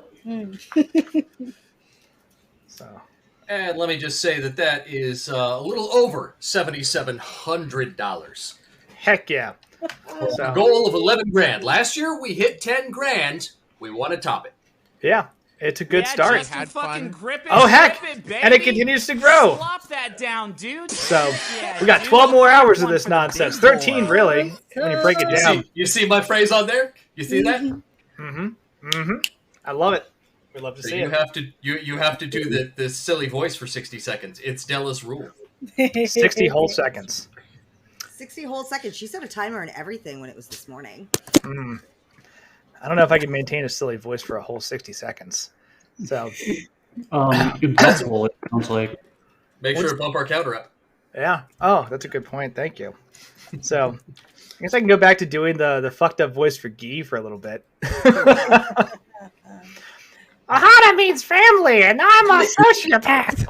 Yes! Right? Hi, it's me. It's me, Guy. You also might know me for my roles as Gilbert Godfrey and other things. You know? Hey, Bella, let's get into your scene, okay? But before we do, back to being dead. I can. You know what? That can be easily arranged. I'm here to help out. You know, I got a full monster manual full of all sorts of dumb shit that can keep you dead and worse. You know, I got books on books on books just filled with stupid things that are probably terrifying. But thank you for making me get scotch in my eye. Oh, you know, hey, that's the breaks. You know, like you give a little bit of scotch, you get a little scotch. Scotch in the old eye is just like it's just part of the cycle of life. You know what I mean?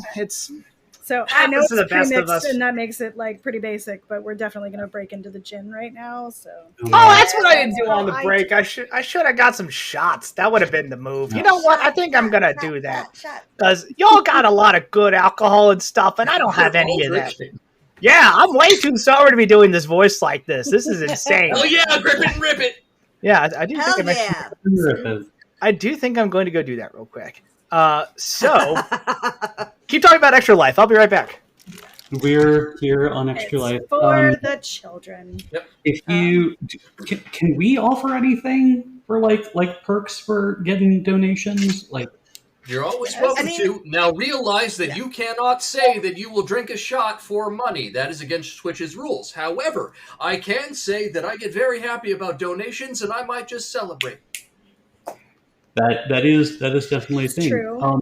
If you're more than happy to do like whatever, like, you know, if I don't have blue lipstick immediately next to me, but we can fix that. I also have like a couple of colors immediately next to me if we want to get stupid or like make me look like I've got, you know, like football glare eyes or whatever. Happy to do that. I am happy to, well, he just went away a little bit, but I can absolutely like make a cat be social on the internet for tips. That is. I'm also willing to talk about Extra Life. I've been the captain of this team for 7 years. We've been doing some great work. Extra Life raises money through the Miracle Network, which is a network that raises money for hospitals. And in order to join, you have to agree to never turn away a kid who can't pay. And that's one of the things I love about it. And Extra Life is all gamers giving to the Miracle Network, and 100% of money goes to it. We take literally no cut. Extra Life takes no cut. All the money goes to them. I take my cut in the form of validation. That's what I do. I was going to say, doing a good thing, but yes. The only thing that I could probably offer you is the gift of laughter. And I would be willing to do a mild improv thing, whether that be a small scene between characters or PCs that we've met with my fingers. It's an improv game called goodness. I mean, I've already donated today, but maybe I need to donate. Or gotta ramp it up. Or I can give you beard oil advice. If you're looking to wear a certain thing in a certain situation, I can give you the right combination. Joe Gates gives like bespoke recommendations for a particular like feel that you want to create, like mixing your beard oil, etc. bits. Mm-hmm. We have tested this out before on camera, and like it's intense. It's all quality. Have you used Whiskey Ink and Lace? Whiskey what? Whiskey Ink and Lace. It's a company that I like. I have not. I'm currently doing Fable Beard oil because they had a lot of Halloween scents that were pretty good. Also, let's not dispense this for free. Oh yeah. Gentlemen. Oh, okay. So you got to pay to play. You got to donate. So I will give you bespoke beard oil advice, or do improv scenes with this. It's an improv game called Where Has Your Finger Been? And I'll do that. Oh man, I hate that name. Beautiful. I love it so much. No notes. Hey, real talk. If you can't donate, or you've already donated, and you're like, "Hey, hard stop," because life costs money to exist. Get it? If you follow the channel, follow a bunch of the social media apps, right, and just retweet stuff or do whatever you can to kind of help get the word out. That also helps, right? I think we got like 15 followers just today. So like just climbing that ladder of existing so that people kind of see what we're up to and can get tied into more stuff in the future because the fundraising will continue. It's true. Anyway, we don't just do Extra Life. That's just what we're doing right now. This weekend, yes. And before I get started, I got my favorite mixed drink, It's Bacardi rum and cup. It's a good mixer. So I'm ready to get into this scene. I have a Lafroig 10-year old-fashioned. Oh, yours is much better. Mine tastes like lighter fluid. Andy, that's lighter fluid. Oh, that explains it. Oh no, that doesn't look like Coke at all. This would be like bougie version of basically taking gin and putting it in like a sun-kissed. So like FYI, it's delicious, but nice. And it's Tanqueray, not Bombay, which is important because if you drink gin, you know that Bombay Sapphire is disgusting. So real talk. So here at LFTA, we don't support Bombay Sapphire unless they sponsor us. Then we support unless them. they sponsor us, and then we'll drink Bombay Sapphire. Give us your money. I hate it the whole time, but I'll drink it. Give us your money so we can donate it. Mm-hmm. All right. There we go. Bella. Right. Where's their pet? What did I miss? I was holding up the void. Okay. All right. I was like, where? Stare into the void. The void speaks back. Yes. Oh, it squeaks. I mean, that's kind of what yeah. Squeaky void. The orange non-void fuzzy butt got close to and then noticed I was talking and was like, I know this game. That like rectangle when you're talking to it means you're going to hold me in front of it. And now it's sitting on a chair over there. But the other one's not as smart, so we'll see if I can convince her to get close enough to say hi. The real trick is if I can get Peach up here and somehow like convince her to like get close enough, I can pick her up, like all 60-some pounds of her. Oh, look! I didn't even need to try. Got it. Dance. Amazing. Bella. Very patient kitty. I love it. Bella, you've had a bit of a hard time recently. That's right. Tip us and you get more of the scintillating content. Yeah. We can be bought. Good girl. So you died recently, very badly, right? You were disintegrated and kind of had the last thought on your head that in your mind that you failed. Like you failed yourself, you failed your mission, you failed everyone in your life as you crumbled to dust and disappeared into the void, only to be yanked violently back into a body, your body, right? Looks like Jin, your normal changeling self, but inside of a tank, right? And you, of course, that place you've seen before briefly, smashed open the tank, right? Got out, started seeing all these screens that were locked onto different areas in your life. You start seeing all these notes about you and the members of your party. And as you were getting ready to leave, the door kind of swung open and a weird spectral blue skeleton, right? Hands, kind of skull face, bit of a spine going down into nothingness, floated through the door that you'd seen before and said, Bella, I think it's time we talked, right? What's going through your head right now as you've kind of had a series of shocks recently? I think she is trying to put something between her and the skeleton. That's fair. Yeah, like office, just like office chair or something around, like cagily.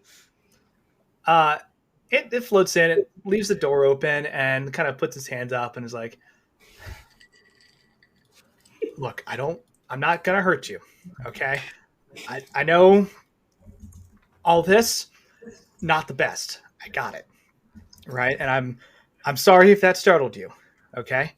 I do mean you well, and I'd like if you want to stay over there and talk, that's fine. I just want to walk you through some stuff because I think it's time." Are you good? Well, you can start with who are you and where is this?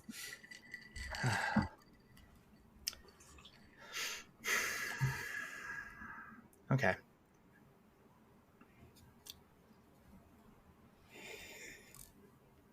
Bella, I am Dominic Gray.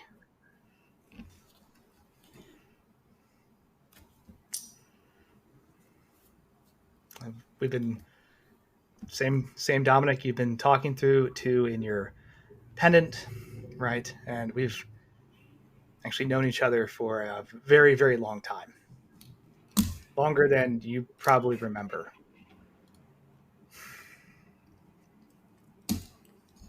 That can't be possible because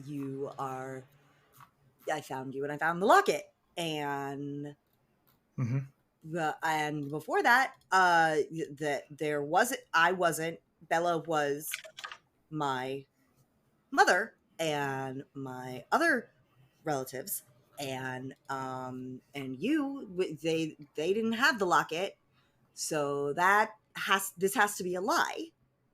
You're lying to me right now. Kind of looks down, kind of ashamed, and says, "No, this part is not the lie, right? You are correct. I have lied to you, a lot, and well, let me show you something that I think will bring this all together for you."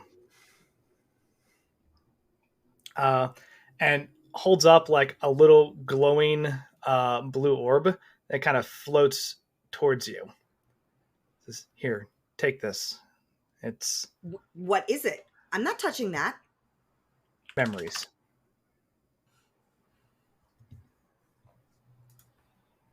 How do I know they're real? They could be a fabrication. They could be a spell. There's all sorts of things this could be. You still haven't explained where this is. I will explain all of that. This will help immensely.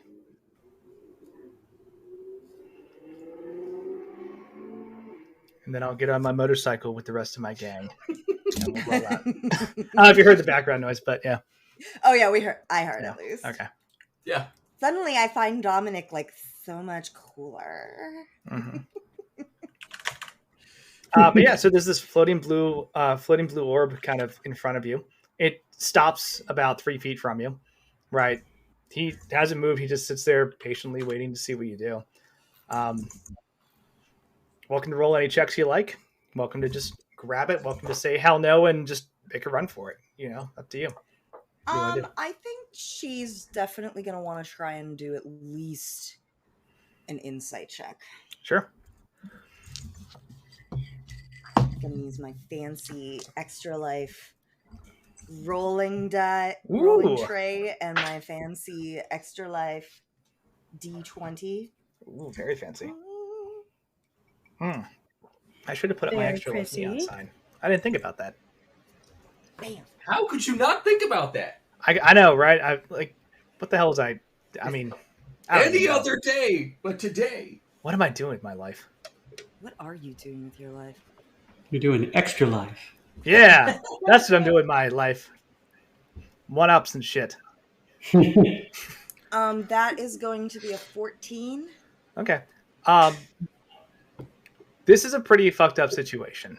There's a lot of crazy shit happening right now. Yeah. Okay. So when Dominic says, "Hey, yeah, this is me and I'm trying to tell you the truth," right? It feels as genuine as it possibly could, given all the context that you have, right? So that's the kind of read you get on him.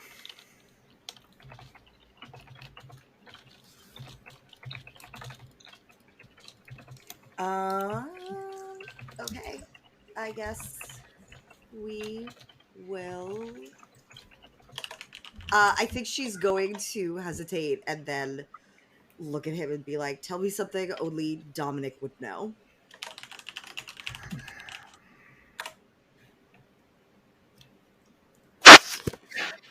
I mean, we can talk about the conversations you kind of had with yourself in your room when you're just going about your day, right? Talk about some of the deeper thoughts and questions you've kind of pondered for quite some time. Talk about, how you been seeking a way to find immortality for quite some time, right? There's a lot, and he starts to go into it. He starts to get into something like, I know that when you wake up and when you look in the mirror, there's always a bit of a conflict, right? Because you're Bella, but you're also Jin, and that's something that can be hard for you at times. I know that there's a level of expectation that's followed you, but through your friends and families for years, and you're not sure if you're able to ever really meet it or live up to it. And I don't say this as someone who's pride. I say this as someone who's conversed with you about it for a very long time. I mean it, Bella.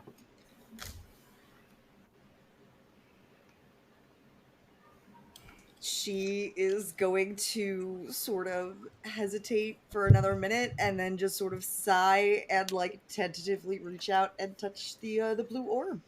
Okay. You try and touch the blue orb. Your vision is consumed by blue light. And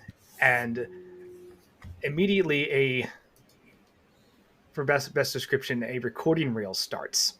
Yeah, just fucking right? Rip it, baby. Oh, heck. Got another donation. Dude. So, yeah, dude. Crack one for the big boy. Thank you very much for the donation. Thank you. Driving to 2,000. You got a sweet 1,200 for this stream. Well, not this stream, for this day. I can't take all the credit. I'd love to, but I can't. And then Chris was saying the team's at 7,712. Yeah, killing it. We're not even halfway there. So we're gonna keep pushing until we break that $10,000 goal. Yeah. Plus Ultra. But we can only Plus do it Ultra. plus Ultra. Where's it's one of those Funkos up there. One of those Funkos back there. Yep. Oh jeez. Oh man, that's fine. You're broken. This is oh, God. He's over there. Live in all might action. So now you touch this blue orb. Your vision's consumed with light, and the first thing you see is yourself. Right. Saying, look, this is a crazy situation. And I understand that if I'm watching this, I probably have a lot of questions that I want to answer before I get too deep into it, right? I've asked Dominic to kind of help me work through some things, and he's agreed. And it's weird every time it kind of happens, but know that this is something that and I and you really did want, right? To try to make a life for ourselves, or for myself, that would be in line with the things that I'm looking for. And then images start to play, right? The very first image you see is an image of a younger self, of you, with another kid, can't be older than 8 or 9, playing in like a backyard in a house, right? You just running around. You have a big old ball that you're just throwing back and forth, and like giggling and laughing as you're just running around and getting all this excess kid energy out, right? And you have the ball, and you can hear the other kid just like yell, "Hey, pass it to me, and you're like, "Okay, Dom, go long," and you just throw the ball to Dominic, right, kid version, right, and he catches it, kind of does like a little dive and tumble, comes up laughing, and then like throws the ball really hard towards you, and it's just over your head, and you have to jump super high to grab it, and you get it, and it's like, it's a good moment of just like two kids just playing, and eventually you hear another voice just yell out, Bella, Dominic, wash up. You have to have dinner. Let's go. And you recognize that as the voice of your mother, but it is a strange sensation because it's not your mom that you've for the last couple of years, right? It's not the woman that you grew up with years ago. This is somebody different, but deep in your heart, you recognize this as like that's my mom. Yeah. And if you run inside, start washing up and preparing for a family dinner, right? Trying to get all the sweat and the dirt off of you from that you kind of just rolled in outside. And then the vision flashes again to when you're in your teens. And you and Dominic are together, and he's studying, and he says, I don't think I'm ever going to figure this stuff out, and he kind of leans back in his chair and like just sighs and goes, God, I wish I had your talents, Bella, at this point, because magic, it just comes so naturally to you. And God, if I had a fraction of that, this would be so much easier. And you see he's like charting through some like insane magical equations, and there's just stacks of books that he has, and you can see he has like dark circles under his eyes, studying for a massive exam. And it's like, just how do you do it? How are you so connected? Just to the arcane, it's like you do it effortlessly.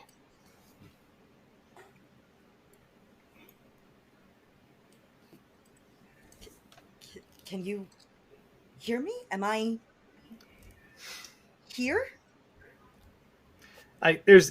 You say that, and you're kind of standing in this memory, looking at like your younger self and younger Dominic.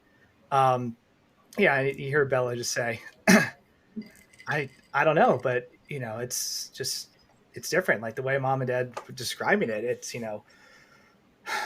you've got some magical talent, but I guess I got more from the family. It was, I can't call luck of the draw. It's something that. Is Dominic my brother? I do have a question. Are you seeing Yeah. young Bella or young Jin? So this would be, if I have the timeline correct, this would be young Jin, right?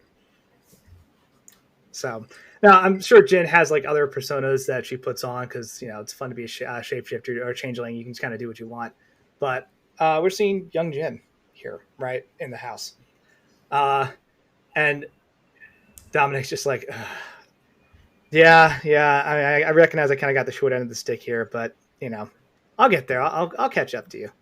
Does that mean Dominic is a changeling? That's what I was gonna say. The memories flash forward again, and Dominic comes walking in. Now you're in your like late 20s, right? And he just kind of kicks in the door to this like rather nice house and says, Bella, I made it. I know. Thanks for letting me swing by. Listen, I found an insane research opportunity. It is so cool. There's a he's not really an archmage, right? He hasn't reached that title, but I've been kind of following his work for a while, and he's been playing around with mortality. He's really like looking into extending human life and extending mortal life in general, right? And I think it's just something that I think it's something you could check out, right? I think you would get a lot out of it. For sure, just being around, God, he's so damn smart. If you want, I can introduce you. He's got apparently a big project he's working on, and wanted me, and he's asking for other talent too. So that'd be a really neat opportunity. And see Bella say, "Yeah, I'd love to see something new." Absolutely. It's like, okay, yeah, I'll arrange a meeting, right? That memory goes away. and it flashes forward another 10 years, right? You find yourself in a very familiar looking lab, right? Not the one with all the crazy tubes and everything, but the ones we've seen in Zengi's journal, right? The little planning rooms where he's actually brought people together and has just like insane plans on these boards around him, and like just stacks and stacks of books and scrolls and other arcane objects that he's accumulated. He says,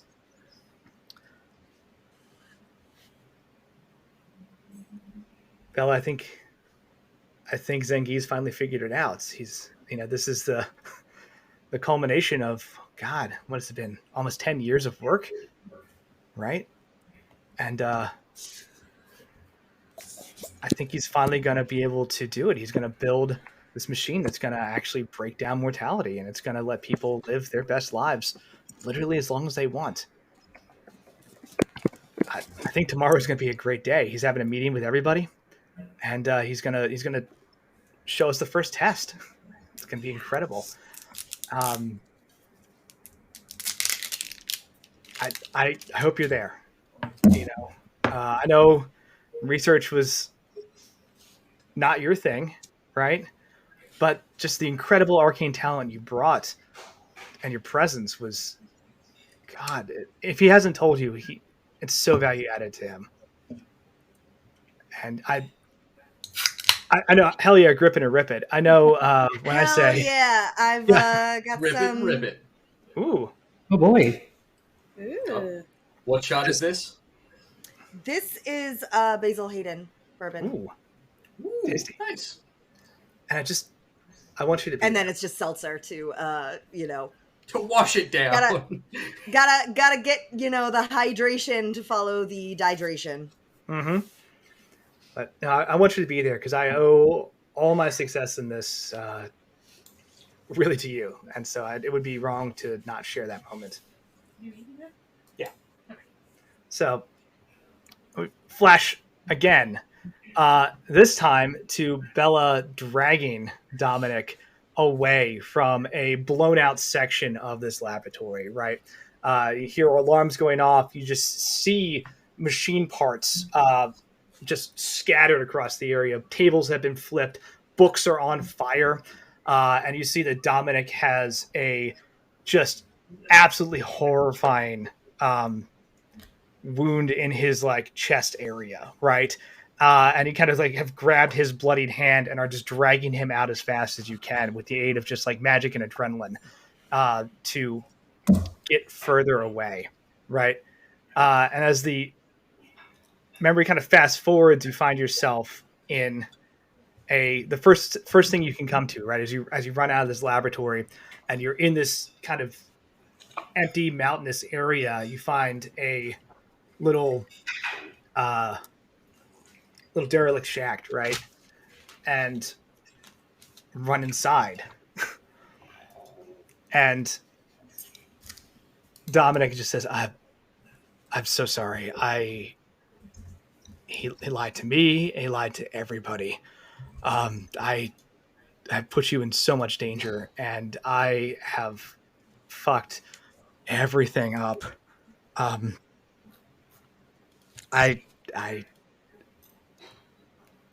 don't even know how to begin to stop this.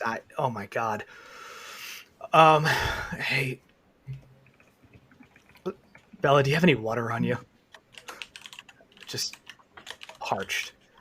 And then that fast forwards again, right?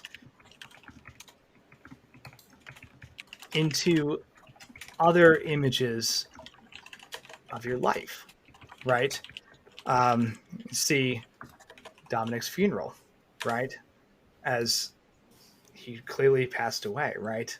You remember the receipt of him giving you that pendant.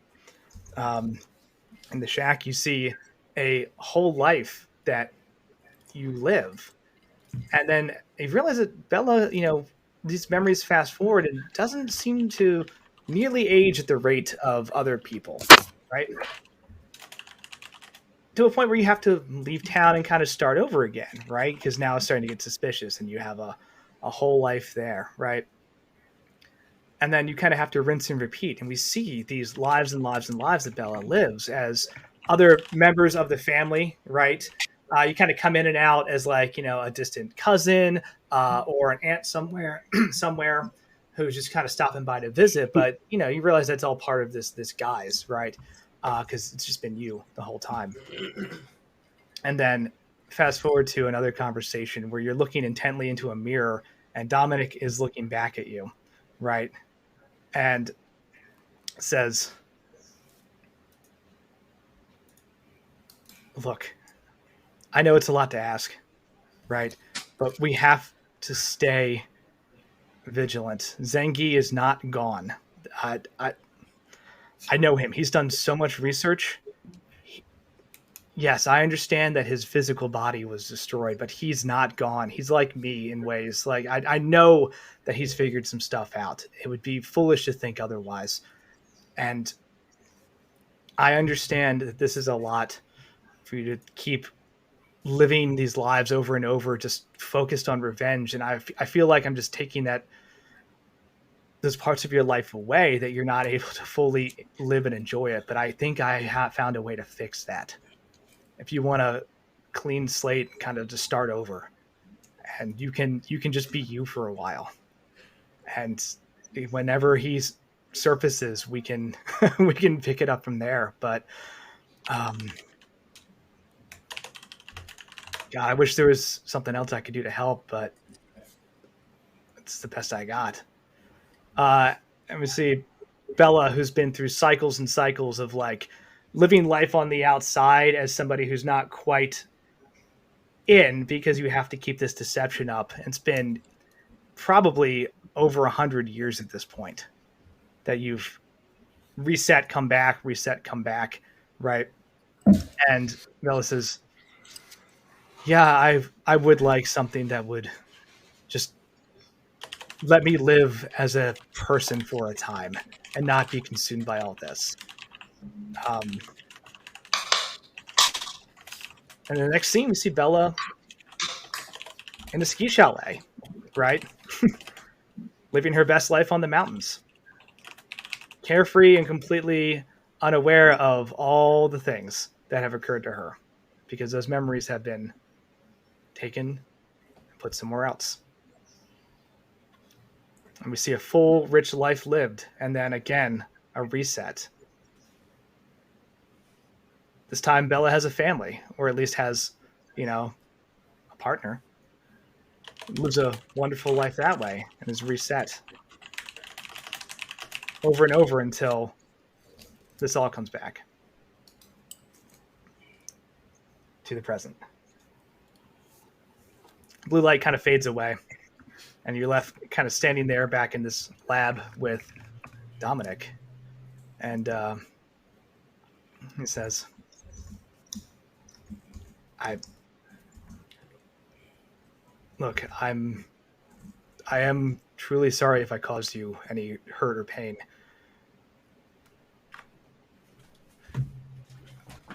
I wanted to give you the ability to like live a normal life. And not from me, but from you, right? And I'm where I am until Zengi is destroyed. But you didn't have to be cursed like that.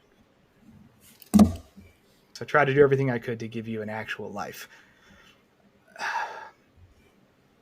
But he's back now, and I tried to keep that.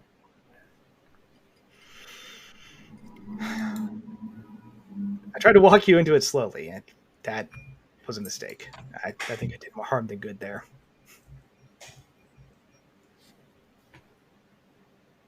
Like me dying repeatedly, actually, now? It looks over at the clones and looks back at you. Yeah, those did not answer the question of what all of this is. Bella, when Zengi attacked me, he took a fragment of my soul and still has it. I've looked at every different possible way to get my actual body and life back. And without that, it won't happen. The cost of being, well, alive is tying myself to you and your life. If you died for any reason, we both cease to exist.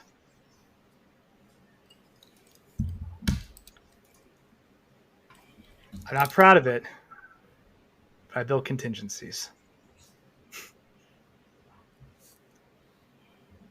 Because the last thing I wanted to do was not be here when Zengi resurfaced and leave the world to whatever insanity he's going to bring about.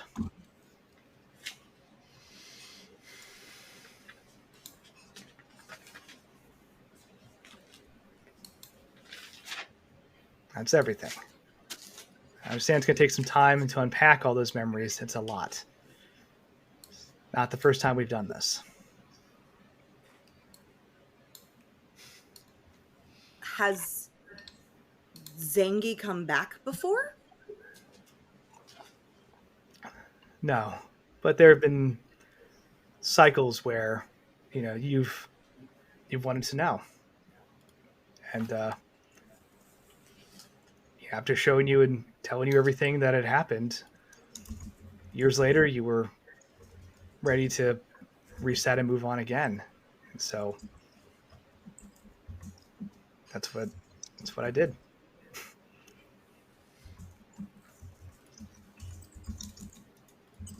It's only when you asked.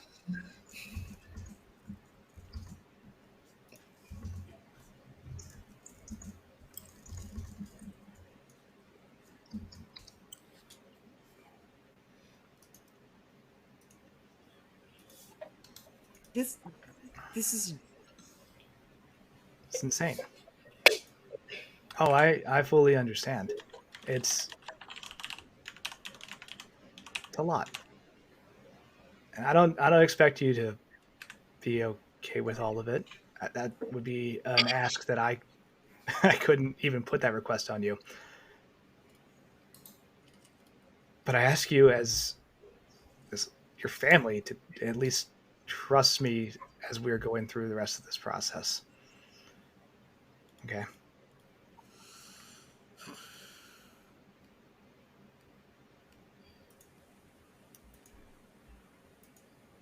What else do you want to know?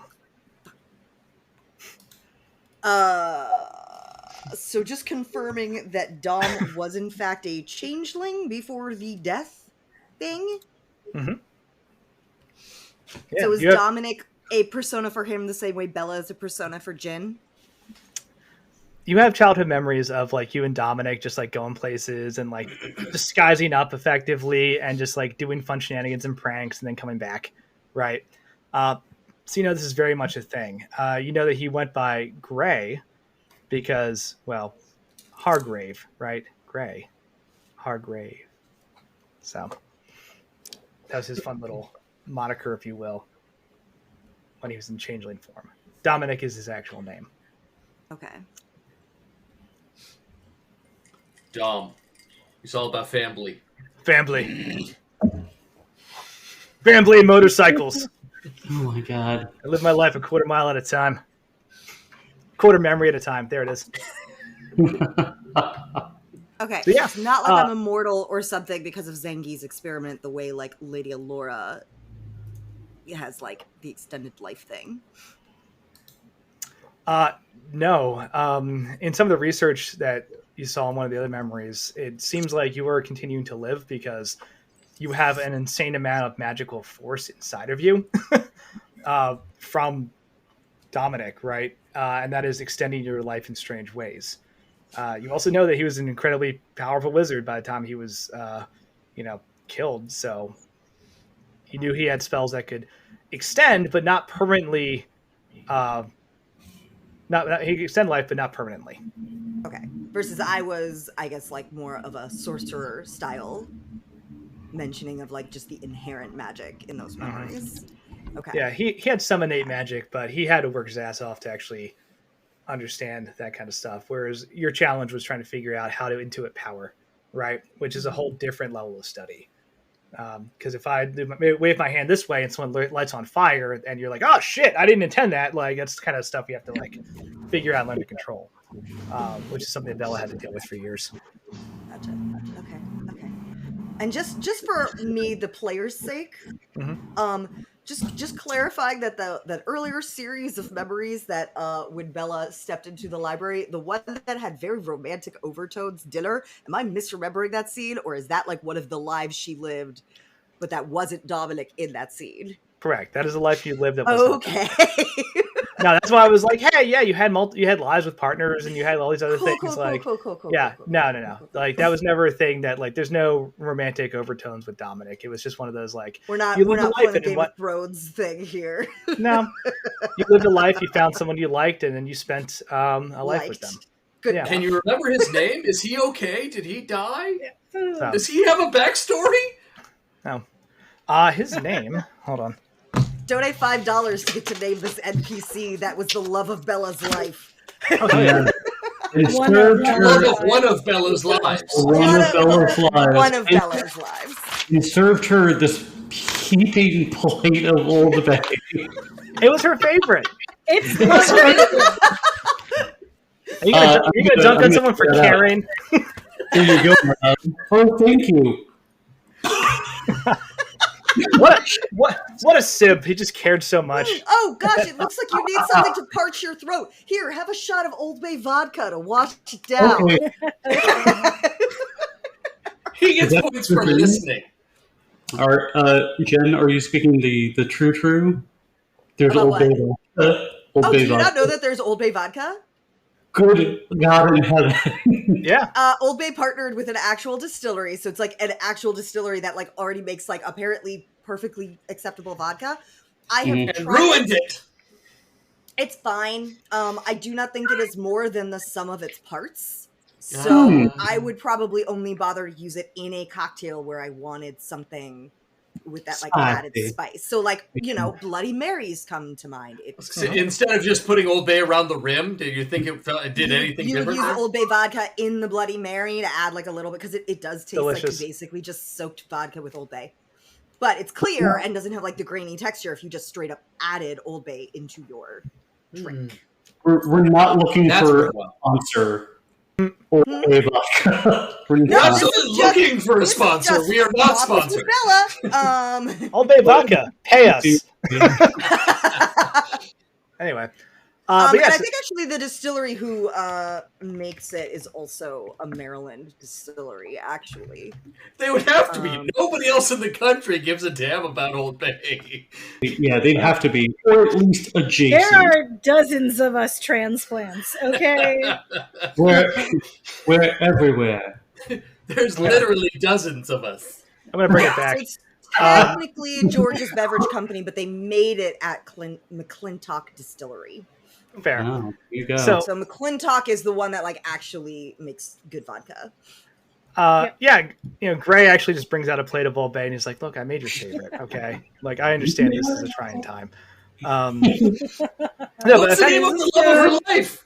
I was gonna let the chat name that for donations. Oh, okay, that's fair. Yeah. No one dropped money. So until we get $5 and naming rights, he's just smudge on paper. Oh no, can't read the ink where it says his name. I'm so curious. I hate to say this, but there was a group that did LARPs, and it's amazing. And if somebody took a pre-gen, it did not name them. I believe they would write Starscream down as their name, and that would be their name. That's incredible. I'm not saying we need to pick up that practice. And for the love of that life was named Starscream until we get $5 and actually give them a proper real name. Starscream. But effectively, you've lived about 20 lives, right? Over the course of the last 1,000 years or so, right? Looking about. It's just a new clone every time. That's how I keep living. I mean, if every time you get killed, yeah, you're brought back as a clone, right? Just to keep living. Okay. You know, sometimes you have these conversations, sometimes you don't, right? That's 500 years at a time. That's a pretty good run. I don't think But that math works. should be 50. Yeah. I'm like, wait a minute. Carry the 0. So 200. 200. You've been awake lives. for a long time today. It's fine. yeah, for a donation, it can be any timeline we want. I'm willing to abandon my plot for money. I mean, changelings live about the same lifespan as humans, so it could be as few as 100 lives if I had great fortitude every time and made it to 100 years. He didn't bring you back as a child clone, though.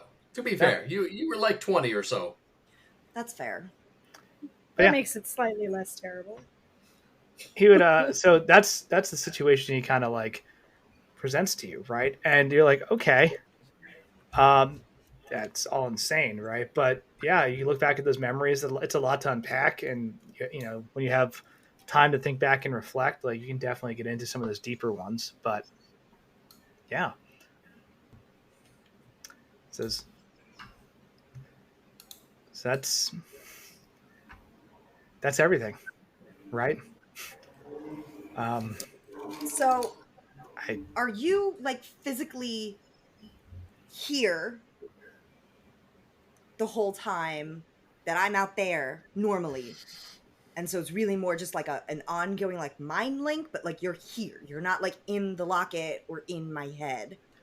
No, the locket is just a communication tool. I'm here partially. It's going to sound strange, but I'm also like a part of your life force, right? I have to be anchored somewhere. But, you know, the part of me that can manifest, I can be hurt in this form. And so it is very dangerous for me to go places. Okay. So we still haven't answered where this is. He nods and kind of walks or floats rather out the door and says, follow me. And leads you through a very well kept and ordered laboratory, right? You can see one of the rooms he takes you through, despite it being like well organized, you recognize it from the memory. That was the one that was just blown up in the confrontation with Zengi, right? And you can still see evidence of some like the scorch marks on the walls and stuff that hasn't been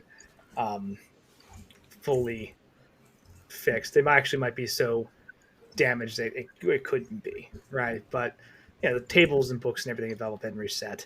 And he walks you out onto like a little balcony area and just lets you take in the surroundings as you realize like you're high up in the mountains in a large stone building kind of built away in the shadowy alcoves of the Gray Peak Mountains as you kind of look around, get your bearings.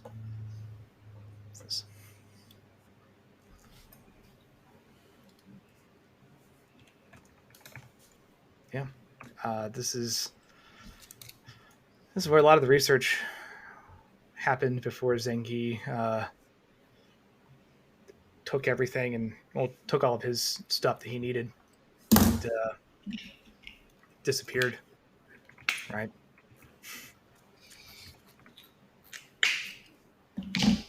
Good thing is he can't get back in here, at least not without a lot of effort. That's what the ward was for, to keep Zangief out. Mm-hmm.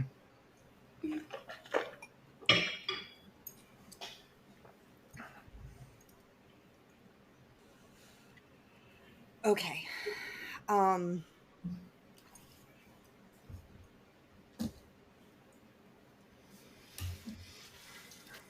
So I guess now I have to go back where everybody else is to keep trying to fight. Like they lived, right? They didn't all disintegrate after I disintegrated? No, your friends are safe. They're actually looking for you right now. Okay. We had. Well, then can we just like message them and let them know like what the deal is and like how to get here? Or I can go to them? You never call, you never write. It is. You'd have to leave the actual area to do that, which is not a problem. Okay. But everything from any type of communication spell to scrying is locked out of this area. Okay. It's a very important precaution. Don't want someone to just pop in unexpectedly, right?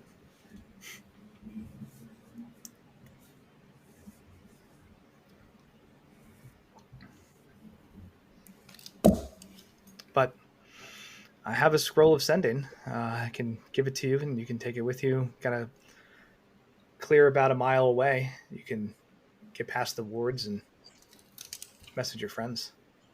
I was gonna say, if we killed ourselves teleporting here, and she teleported back to where we were. Yeah, Bella pops up. Hey, guys, where's everybody? Where did everybody go? Flash cut to you guys fighting a hill giant. Like, why?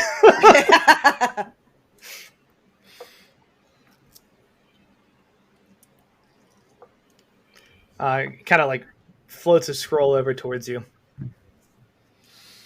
Okay. And seriously, if you have any more questions, that's happy to answer them.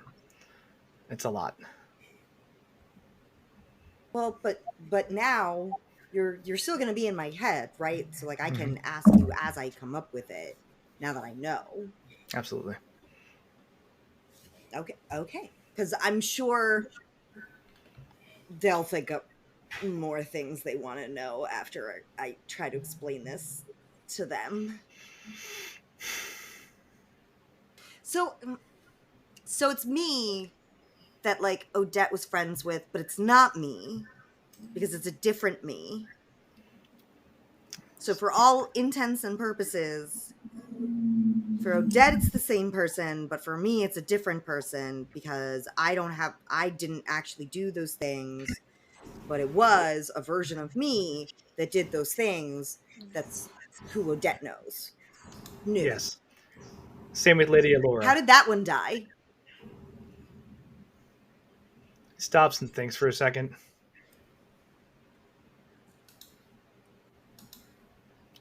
I believe there's a fire. Okay,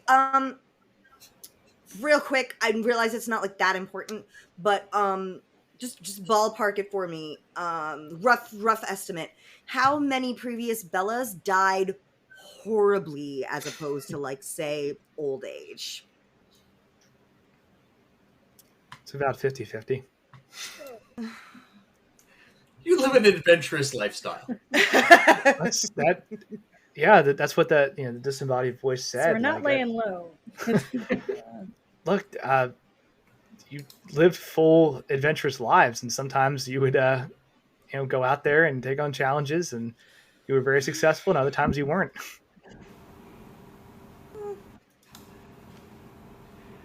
Go message your friends. I'm sure they'll be happy to hear from you. Yeah, that's probably best. Yeah. Okay. 50-50 is a pretty good ratio for an adventurer. Hell yeah, it is. You're telling me that like half of your lives you actually like lived to old age and had a nice life? Great. You ask at the adventurer's bar, like, how many people live to an old age? There's no one over 30 there. There's always at least one old grizzled adventurer. Yeah, but they've seen some things. And all their friends are dead. That's why they're at the bar. Yeah. They're not there because their life's going great. But no, yeah, you head out of this laboratory area, kind of looking around. There's a lot of cool stuff here, right? There are arcane objects. There are stacks and stacks of books and scrolls that have been neatly organized. You also, as you're moving through this area, see there are, you count at least 10 on your way out, which, Dominic gives you directions on how to leave.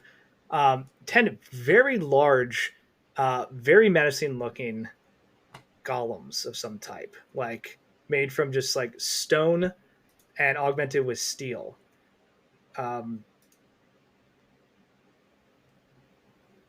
It is not outside the realm of possibility that those could be brought to life and used as defenses, right? You've seen enough magical shit to like clock that pretty quickly. But like, it's not gonna come to life just by me walking past it. No reactions there. Cool. Like, okay, cool. That's good to know. As you kind of work your way down outside. The things that Zengi sent after us were Death Knights, not golems, right? Correct. Yeah, Death Knights are an entirely different thing. Yeah, so I'm just checking. They're not this. No. Okay. Death Knights are specific types of undead that are just like put into turbo mode. They're not actual golems. They're just like wearing power armor effectively. I'm just checking. No, fair. But yeah, you get outside, immediately hit by the like brisk cold, right? It was a little chilly on the balcony. Now that you're like outside and then kind of moving away from the alcove where this place is built, you realize that, yeah, it's cold up here in the mountains, right? Not going to be a problem for you since you're out here long term, but it's a stark change from the Undying Realms that were just comfortable all the time. Kind of get outside and you feel the point when you pass the actual barricade, the actual wards, right? There's like a little bit of weird, like tingling numbness that kind of shoots through your body as you step out. I rolled earlier to see how successful this teleportation spell was, to see how on target you would be. Mm-hmm. Now, anything higher than a 48 was considered passing. First roll was a 37, which would have put you off target, right? The second roll was a 65. Yes! So Bella, as you're getting ready to send this message, there is a flash of light, and I think your friends, right? Valen, Odette, Itzel, I'm sorry, what form did you take? You took Osprey, right? No, because, it would be Puffin because the suggestion was made. Okay. Yes. Bon, Gruff, right? All appear, and I think have a comical moment where they like just charge past you, like towards the fortress almost. Yeah, and then there's like that half second like reboot and catch up of like, and there's Bella. We're here to save you. I was coming out to tell you where I was. Hey, guess you already figured it out. Valen thought you died. Valen would drop off the goat, run over, and just freaking crushing you. Just a little bit like you can't breathe. The spine is about to break. See you too. And just like patting him like a little more urgently, like. You are muted. Odette.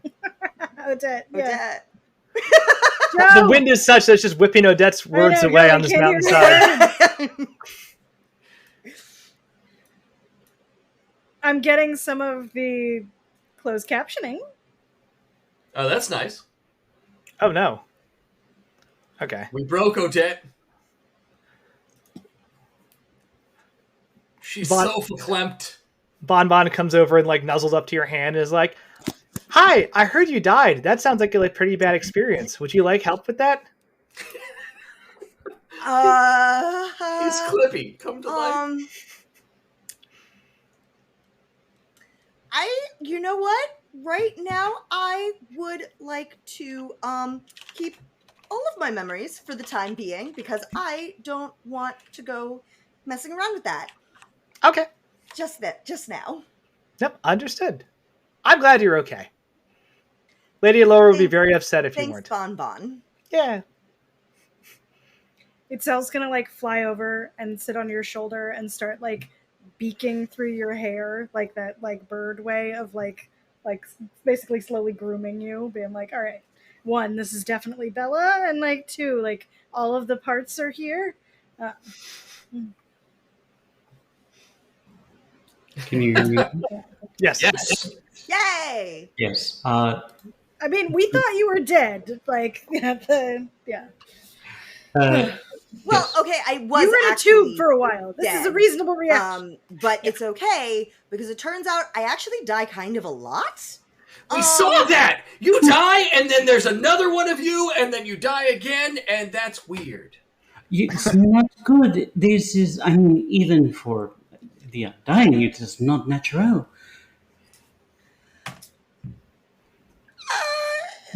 It sounds like it's kind of like a family revenge business type deal.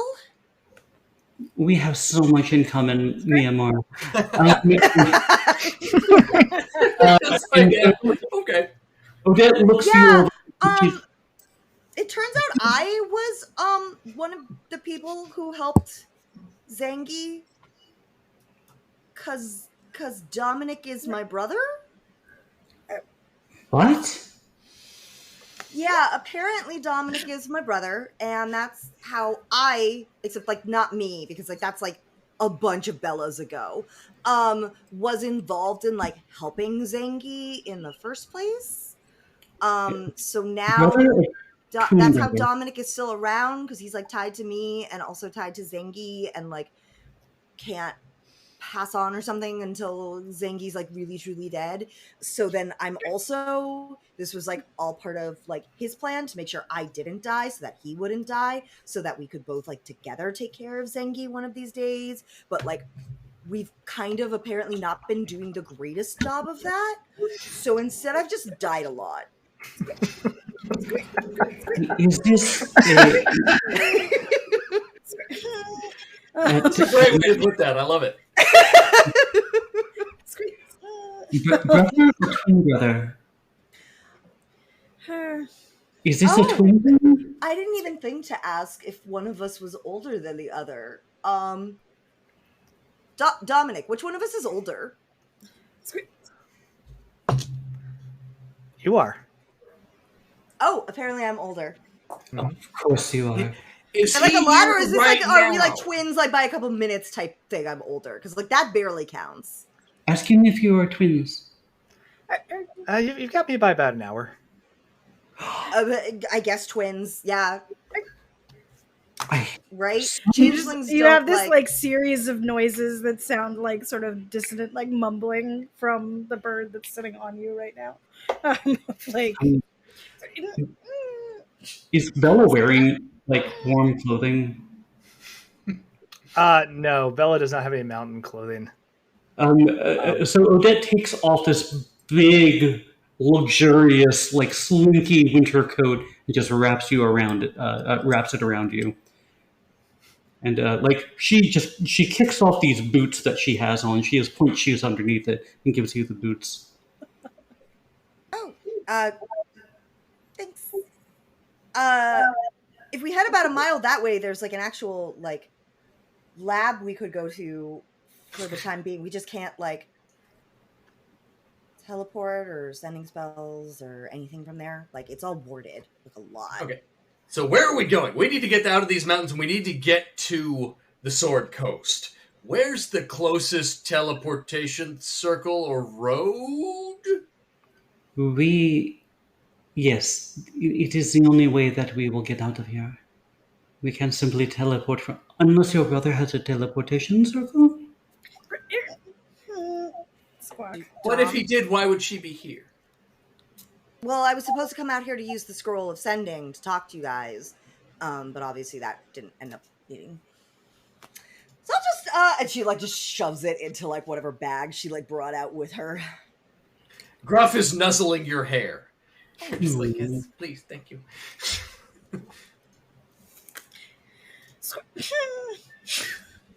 Just concerned noises. Odette uses cantrip to like warm the clothing she does have on, and she says, "We should get shelter soon. Is it snowing? Is it just cold? Is it windy? It is very cold here. It is not snowing. This is not on the top of any mountainous peak, but you are higher up in the mountains that like it is cold here. If you were to spend the night out here in the elements, you would be in serious danger. Right. This is the kind of thing that like a brisk hike could keep you warm until you stopped and had to then like rest and would then start to freeze because of all the sweating. All the sweat, yeah. All right, so on to Gruff, and let's go that way. Okay. Right. You all kind of pile on to glide Gruff. over to sit on like Gruff's like withers and Cool. Yeah, and you head over towards the lab, right? Open up the doors. The rest of you all can we notice. come through the ward? Mm-hmm. It does not stop you. Oh, nice. So you go through the front doors, right? You clock those two of those golems immediately, right? Standing on either side of like the entranceway, and a few more down the hallway. And the rest of you are all experienced enough to realize, like, yeah, those could wreck somebody's day if things got violent around here. But yeah, you brought inside immediately. You feel the difference. You're no longer outside in that cold wind, right? And you're left in just like, this laboratory and research center that is the floating spine brain brother out when we come in? No. Paladin leans over. Can I spar with the golems? Is that allowed? I think it's probably preferred you don't. If he really wants to, he can. They're not designed for sparring, but we can make some tweaks.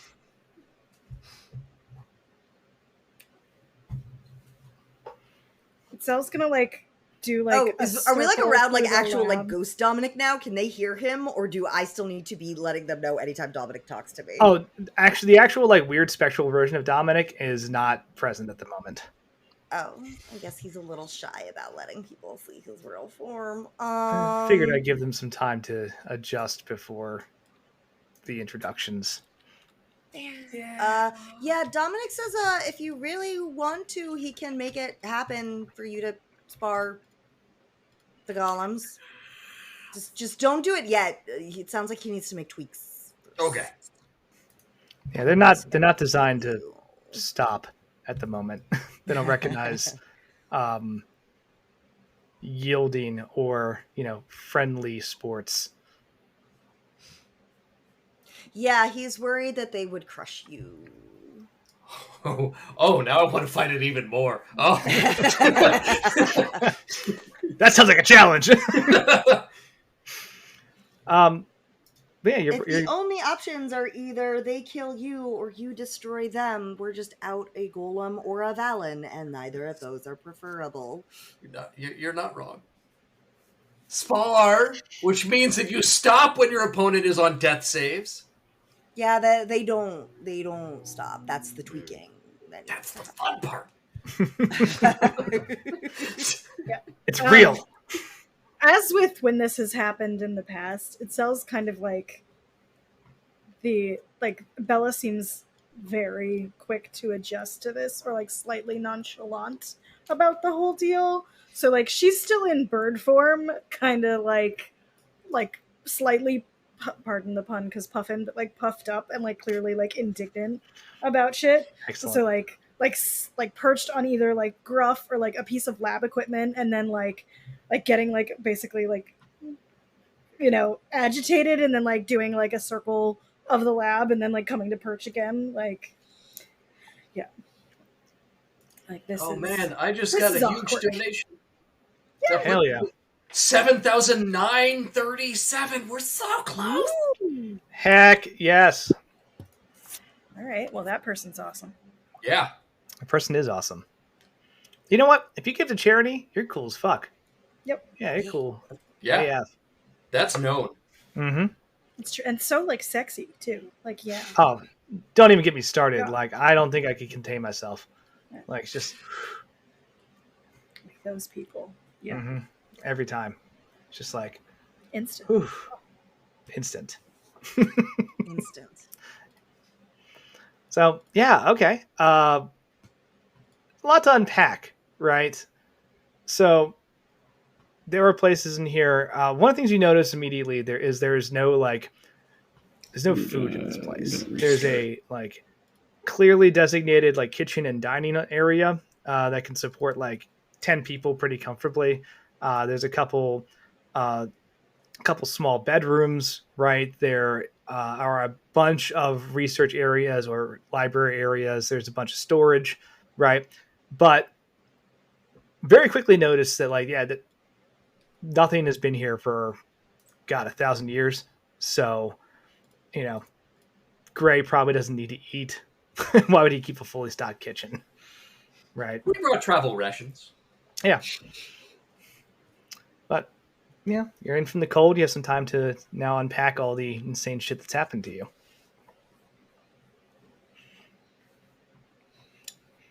Let's go into Itzel's mind right now, being the probably most suspicious one of the group. It feels somewhat convenient that Gray is has gone from being a trusted confidant, whatever, to her, not just her brother but her twin, and that none of this was revealed before, and that waking up after dying and coming back into the this lab in the middle of flippin' nowhere, that we're okay with it because it's happened before, but we don't know the circumstances under which, or weren't present for the memory, if that is to be believed that it wasn't altered, because he's altered her perception before, and we know that. Mm-hmm. That it feels like it's okay, well, that's a really nice storybook wrap up, but does it actually change anything? Because we still have to save the world from the guy he was working for, and as far as we can tell, he's not in evidence. So yes. Yeah, also, those are all valid suspicions. Making biscuits. The other one's Messalina is useless as far as all these cute right cat cameos go. She's in the back corner of my room on her cat tree. Where she should be. Yeah. Watching you judgingly, yes. Mm-hmm. Yes. No, not even. She's passed out. She does not give any fucks. Excellent. So what next? Yeah. So and if we've repeatedly died, before,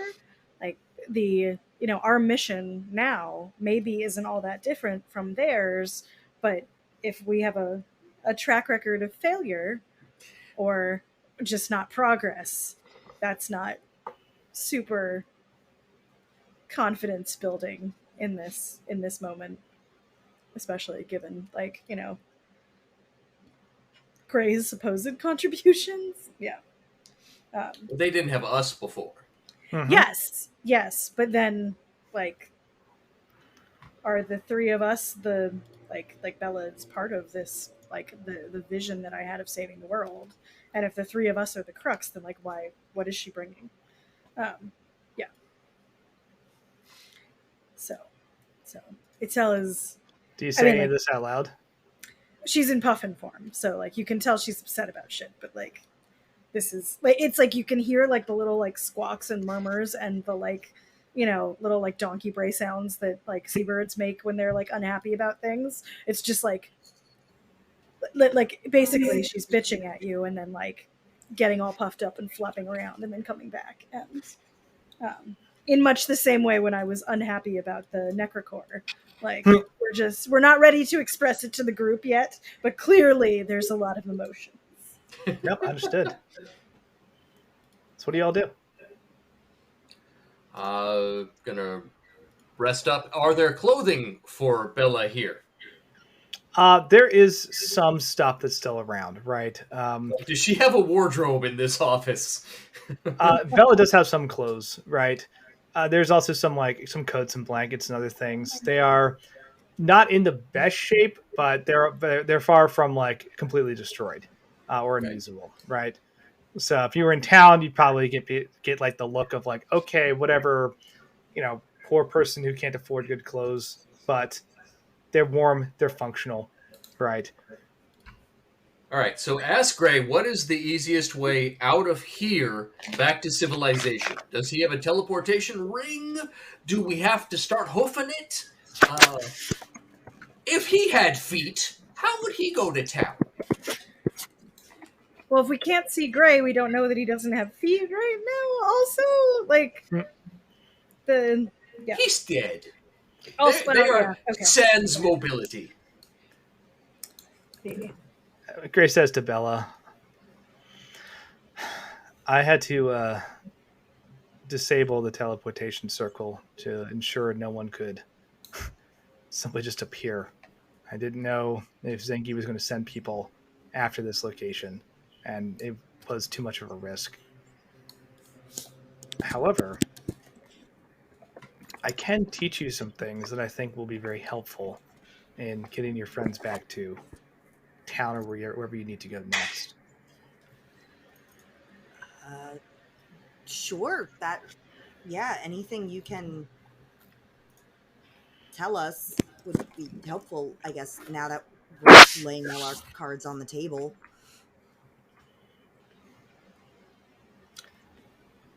It might take a couple hours. Please, you can encourage everyone to get comfortable. If they would really like to talk, I can come out. It seems there's some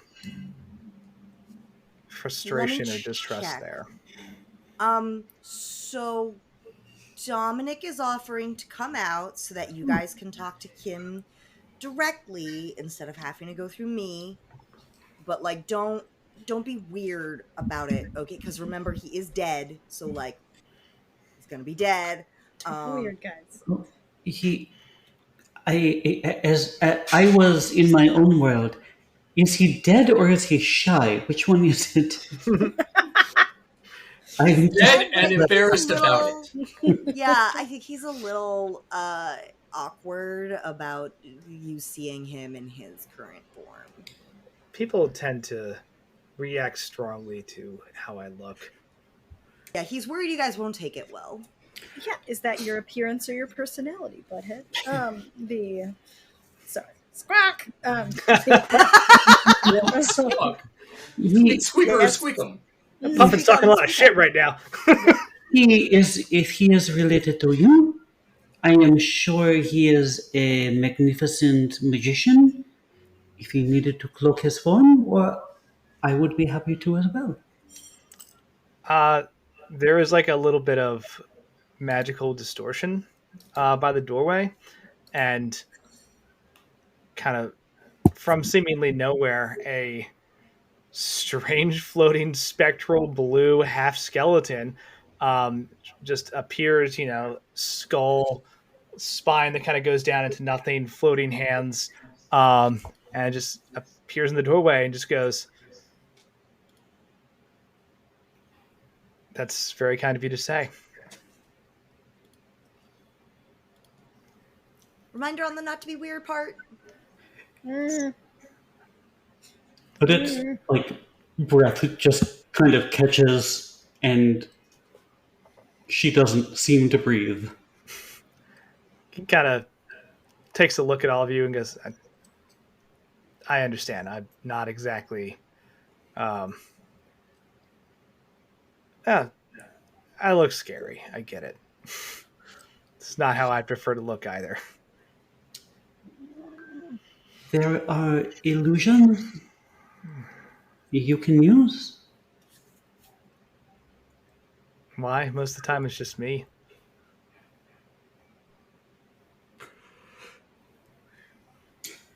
I am Odette Beauvoir. It is a pleasure to see you. It's a pleasure to meet you in person. It is good that there are two families that were involved that are doing the good thing and fighting the good fight against Zengi. Kind of nods towards Valen. I've watched your work with the sword. It's impressive. Thank you. Kind of nods towards Paladin not used to being nice with undead. kind of nods towards Itzel.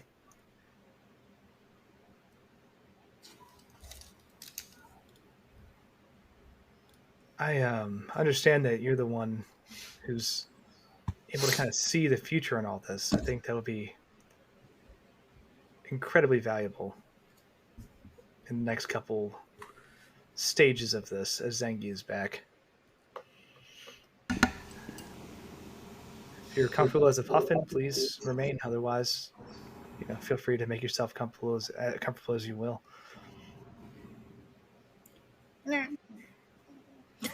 kind of puffs up some of the neck feathers. All right, I could be polite, but hang out for a second. Gruff and Bonbon just head cocked staring at this thing. It's like, yeah, hi. Bella, I can teach you some additional magic as a way to kind of look into the research that I built up and use that.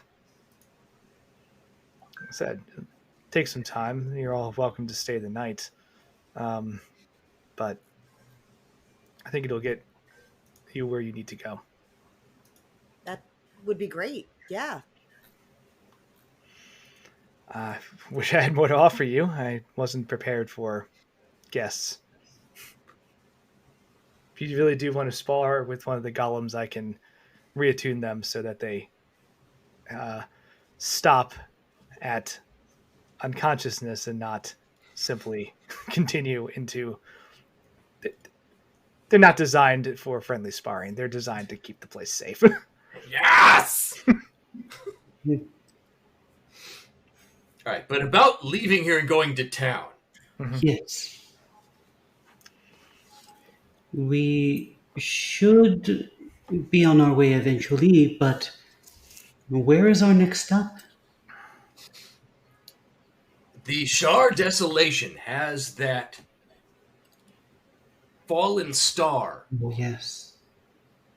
Tempest sent me a vision of that. You did mention that. I think we need to do it. We need to go there and see whatever this is. Mm-hmm. I don't think that the Desolation is going to be friendly, but I think this is important.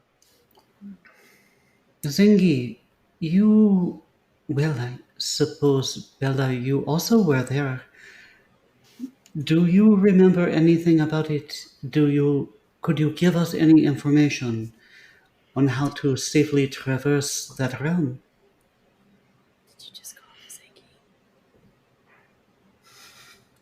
Yeah, but no big deal. I get you. I'm picking up what you're putting down. Ignore that.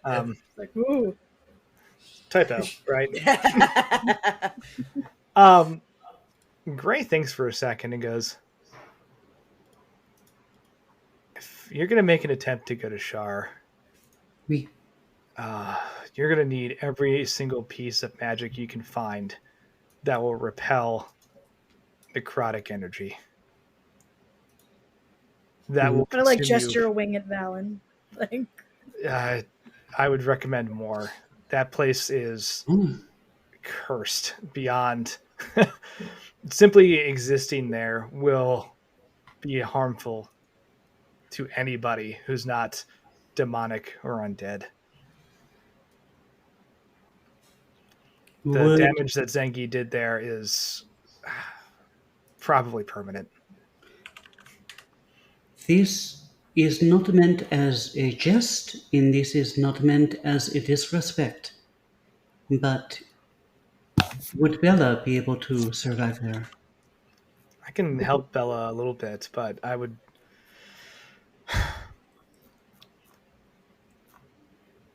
I would recommend talking to your friends in the Arcane Tower. They might be able to provide you with something that'll keep you safe.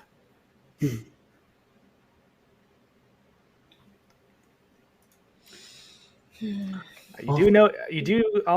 all have a friend named Mortimer who's an Archmage who was in Neverwinter, and you are pretty sure got out. Oh yeah. Hopefully got out. Yeah. No, he was helping other people, right? Mm-hmm. We did want to go to Waterdeep just to check in on our friends who survived, like Odette's boyfriend. And I mean, my family does live there, and make sure the troops out there too. But also, and I wanted to talk to the family of Benjamin Lawson because I wanted to give them his remains. Right. From way back before session 1. Remember? No, it's all tied together. It's all coming together. That's how it is. Well, now we know that there's a probable connection to Sarah.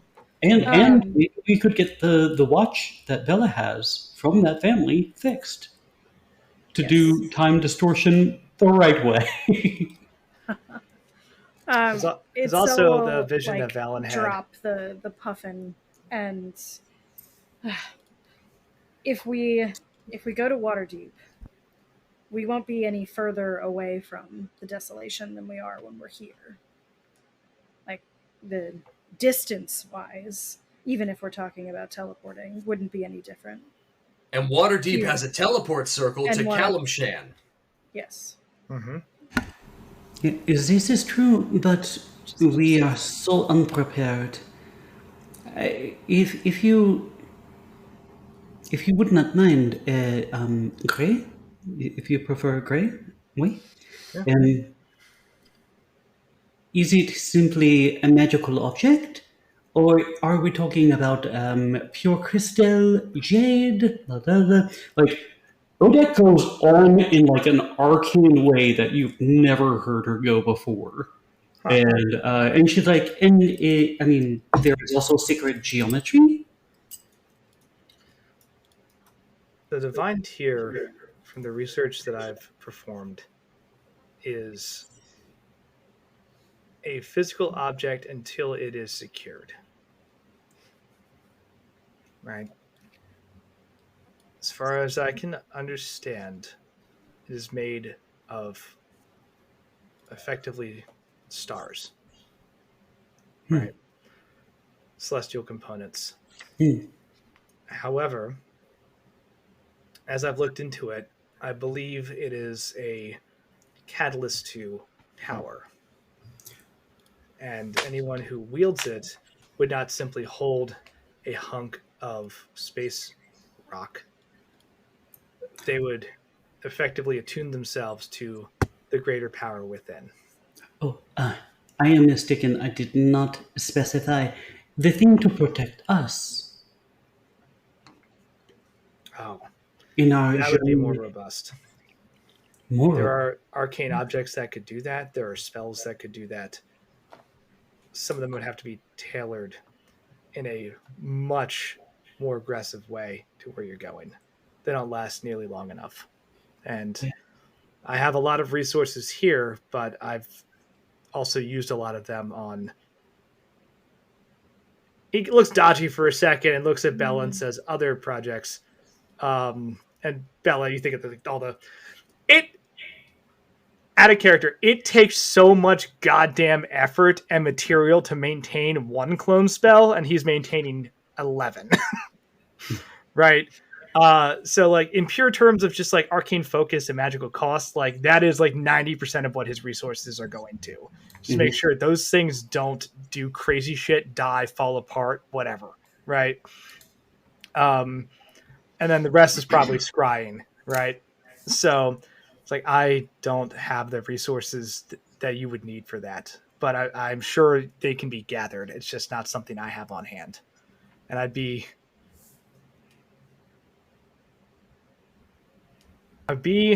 hesitant to redirect resources because I need them to maintain everything else right now.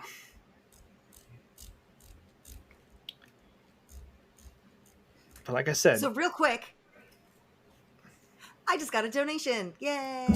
And it was to my game day incentive level, which means I don't even know if he's watching right now. But Jerry, thank you for donating. Jerry. Yeah. Yay. What a way to celebrate. Woo. Please. And that takes the team up to 7,957. Oh, shit. For 43 more mere dollars, you could break into the 1800s. Just to put that out into the world if anyone wants to break into the 8,000. What did I say? 8,000. 8,000. You were close enough. No, he's correct. Guys. With just a couple more dollars, we're going to break into the 1800s. We're back in time. Distorting things. You know those Reddit posts with pictures of people from the 1800s that look like they're hipsters? Shh. For a mere... We will dress like that, yeah. For a mere $43, I will turn this into Back to the Future 3. When it becomes cowboys, we're going to ride a train. It's going to be epic. I want to see Itzel. I mean, what are those weird colored just logs in the Wild West turning into every animal? Right? Communing with horses. Look, we'll call it a flashback episode. It'll be great. I've already tempted you. The temptation is out there now. The question is, what do you do with it? Right? The hook is set. Yep. Slowly reeling it in, right? Could we call it Flash Back to the Future? It's incredible. No, like... No. We'll look. I'm sure there is a version of Bella's life at some point where she was a cowboy and just running around doing Wild West shit somewhere. Look, living your in best, plus different lives, you gotta assume it happened at least once. Yeah, Bella was real ahead of the curve. She's just sitting there, be like, I know you guys think this looks weird, but trust me, this look is gonna be fire. One of these. We all fell in love with Mary Stuart Masterson? Maybe. So brilliant. Grace says to Bella, or Grace says to the rest of you, please get yourself comfortable. The entire area is yours if you'd like to look around. If you do seriously want to spar with one of the golems, you're more than welcome to. I just ask that you stay out of the upstairs laboratory, which, Bella, that was where you first came in. There's a lot of equipment up there, and it is very dangerous. If you'd like a tour of it, I'd be happy to give it to you, but please don't go in there. Bella looks at. Okay, I was about to be like, "Are we not telling them? Like they know about the clones? Like that's not a secret, right? You must never go to the West Wing." Yes. No, it's more of a just don't break the clones. Yeah, don't mess up the clones because it's very important. Yeah, we got that. Yeah, a lot of plates spinning. Don't want to accidentally knock something over. Okay. Now Valen does want to take a minute and let people know. Now this is something I didn't tell you about before. I figured we'd talk about it later. But oh God, do you have a brother too? I'm a dwarf. I have so many brothers. When I was communing with Tempest, I saw a vision in Waterdeep of radiant energy from around the globe being focused there in drips and trickles from everywhere coming to that point. Something important is going to happen in Waterdeep. Oh my. Like the legends of the great Goku and the Spirit Bomb. I'm not familiar with that one. Yeah, how does it go? That's not a story we share among my people. Would you mind? I will be honest. The Academy took in a script, and we did not perform that one. It was a lot of waiting around, and the test audience did not like it. Too much yelling. Very long time, yeah. There were like 9 shows of just screaming, yeah. And we do have laws passed for, actors' voices, so. But there's something there. There's going to be something there, and we have to check it out. Excellent. Too true. 10,000%. Is that your energy level, Andy? Over 10,000. Okay. Yeah, this is funny because this is the second DBZ power level reference of the day because we just had our super wrestling ruckus fantasy nonsense, and that came up as well as we were trying to spirit bomb the Ultimate Warrior. If you donate $10 right now to our cause, we will make Dragon Ball Z references which are true, or in my case, maybe not. If we quote the distance by cake, then that will also be something that happened in every single LFTA stream so far today. Oh yeah, I did do that earlier. Do that earlier. You did it in Ruckus, and it also happened in Monster Hearts. Excellent. Jesus, what just happened? Oh, wow. Tracy just hit $3,000. Holy shit. Tracy. Which takes the team up to 8,335. All right. Hell yeah. Tracy knows all the people with money, I guess. That's it. She got rich people on that. She's like, yeah, I bet you won't. You won't do the same thing as Bob. Yeah, I got a $2,000 donation because I trash talked that they didn't want to be showed up by my coworker who did a $500 donation. Just like, what the fuck, Tracy? Oh my God. I mean, it's for the children, of course. It's wonderful. I love work to in see it. education. Tracy. And less money. Those are the rich people where we won't eat. So You're welcome. We're making a note. That's the donation incentive. Yes. We won't eat you. Last against the wall. Oh, good Lord. Anyway, going back to this instead of this rich person. No. Going back to this fucked up situation. Grace says, Bella, let me teach you how you can access some additional magical knowledge, and I think it will help you and your friends a lot. So please get comfortable, right? And this is a moment where Bella sits down and kind of starts going through memories again. It was right? Bedlam. Bedlam was the big donation. Her husband donated the pictures. Okay, well, hey, that is called. We take those. We take those. Hey, that's called a power couple move. Only one of them is fundraising this year, so it's a joint effort. Nope. Right. No, As long no as hate. it doesn't cross over into Super PAC, I don't care. Yeah. Love to say it. Yeah. A shell company and a shell company. You start going through your memories again, and this time Gray is actually guiding you through certain things, right? And is trying to pinpoint certain times when you and Gray had sat down and studied magic together, right? Because again, most of your casting and magic that you've learned came from intuition. It came from trying to figure out the natural patterns of the world and how you could make them, how you can alter them and bend them to your will and change things and create things. And all that comes with a very dedicated level of attention, because you don't just do magic consistently the correct way by not figuring out the right things. The only difference is you never had to really crack books and get into the actual arcane science behind it. You just simply had to figure out how to channel your powers the right way to get the right result consistently. But when you study with Gray, it was always interesting because his stuff is very formulaic, and he had volumes and volumes of stuff that he would do, and it's very similar to the way you would cast spells, right? There's always the same type of verbal and somatic components, the same type of materials used. His thing was just mapping out the equations behind it to ensure he could effectively hack reality to cast magic that way. And the interesting thing about that is he spent a lot of time recording a lot of knowledge in spell books, right? It's just what you do as a wizard. You spend time researching, and you just keep trying to grow your library of knowledge so you have more and more to pull from. And as these images kind of flood your mind, he starts honing in on the specific spells and the study sessions and the research the two of you did together, and the time you spent at home, the time you spent on the road, the time you spent here in the laboratory working on things. He shows you all of this research, and it is an overwhelming amount.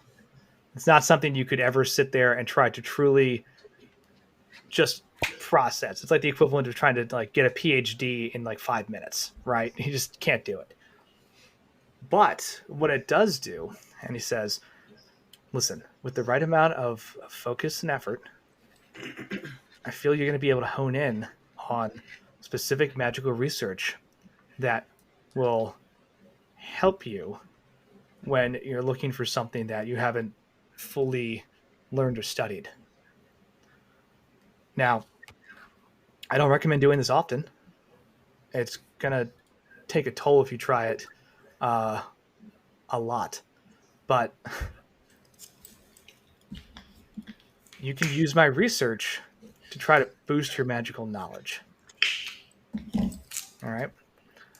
What this means mechanically is that once per long rest, and make a note of this, you can pull one additional spell from the wizard spell list that is equivalent to, right now you are 10th level or lower. Dang. That you can cast. 10th level spell slot? Sorry, 5th level or lower. You are 10th level, so 5th level or lower, right? Hell no. Good catch. Because you are correct. Like, Gray has used 9th level spells, so yes, that is not something that you have the magical stability to try to pull off. I was gonna say, you only get one, but you only need one. Yeah, well, you can try to cast one that's crazy. It might actually unravel you.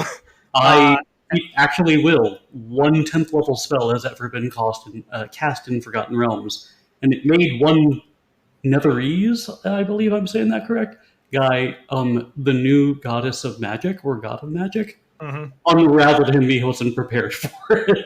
Yeah. No. The entire fall of the Netherese Empire. Yeah, that shit can get crazy if you're not prepared right.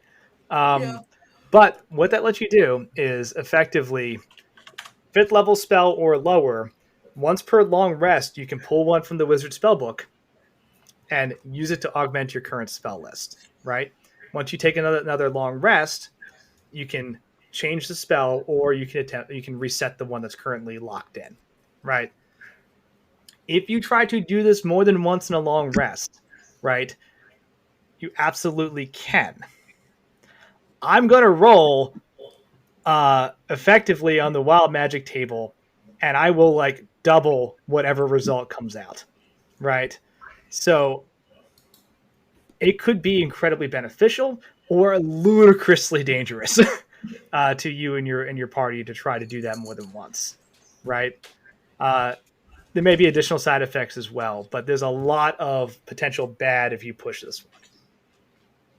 But as you sit down and study these memories with Gray, he points you towards a very handy 5th level spell. Teleport.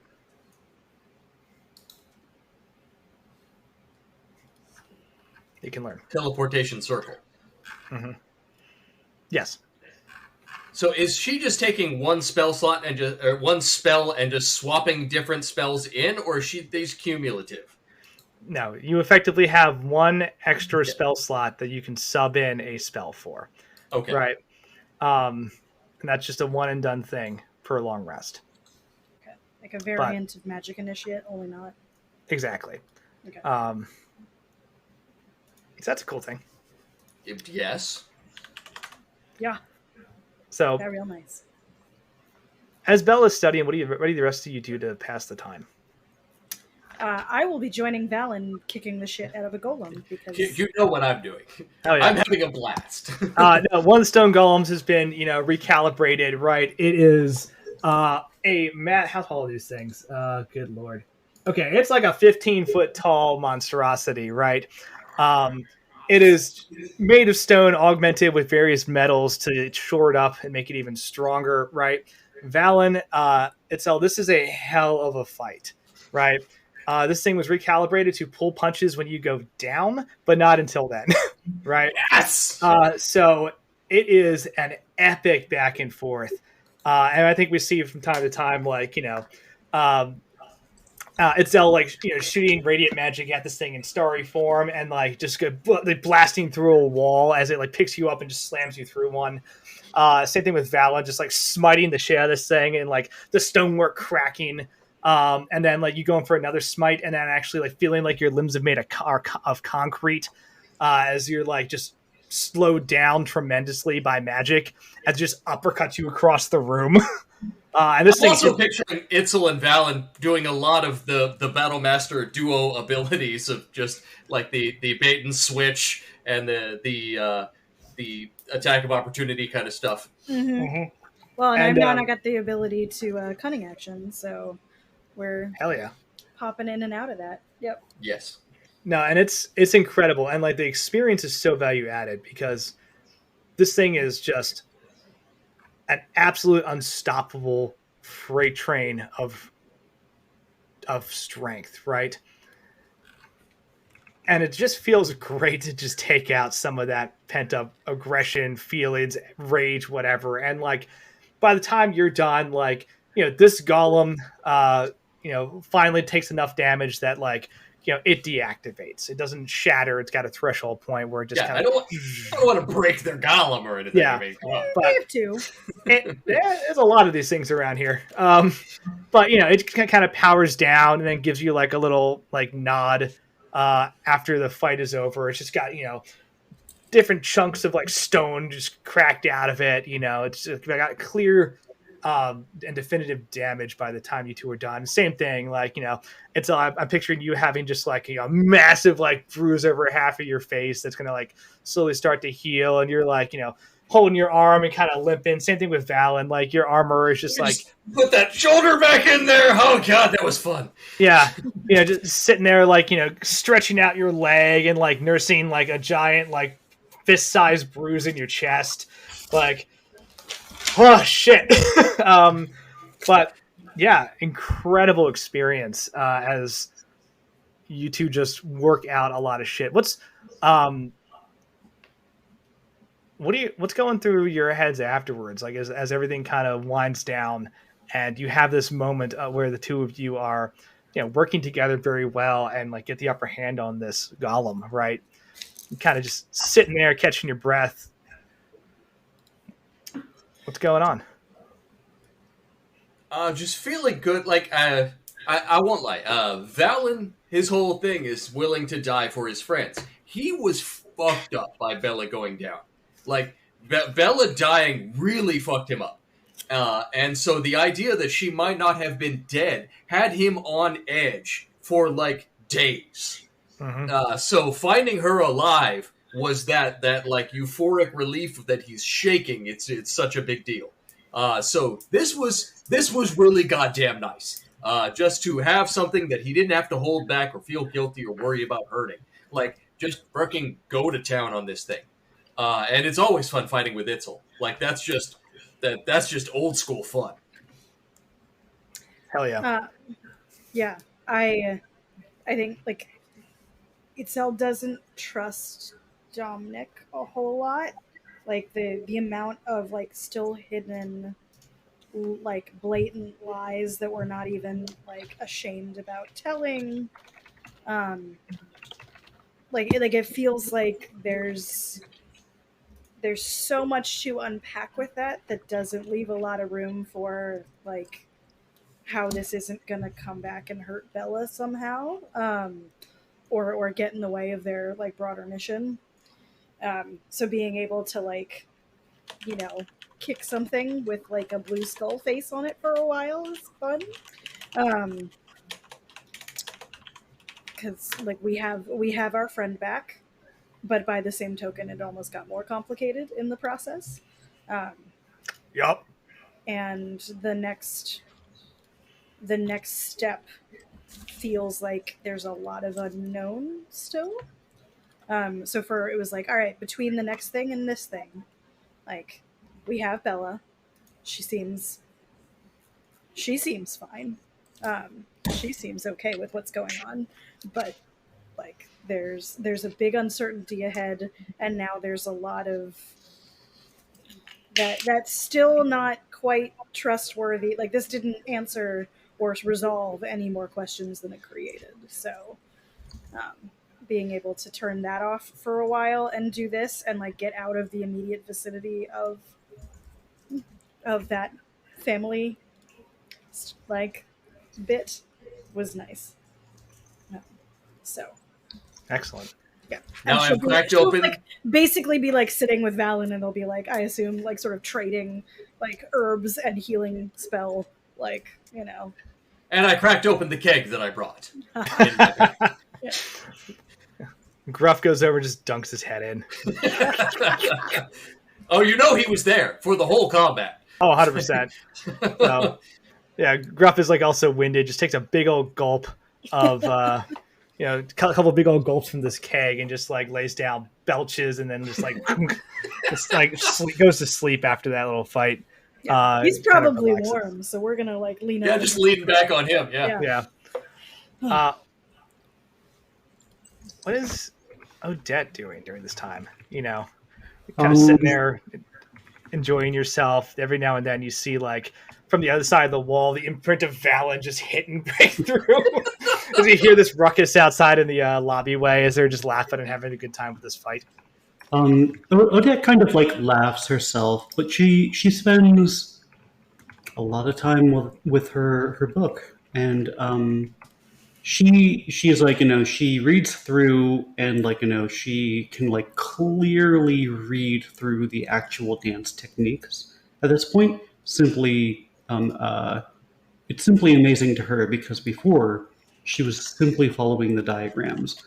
Kind of like the Crouching Tiger, Hidden Dragon scene where they're like, the mentor is like, I read the diagrams, and like the younger protege is like, but I could read, and I could do all those things. So she's like simply enlightened by that, and like seemingly like nodding along like as she realizes certain things, but and like occasionally disturbed and distracted, and then kind of like passe, like to look all of the grunts and crushes and like imprints of dwarves on walls that is happening next door.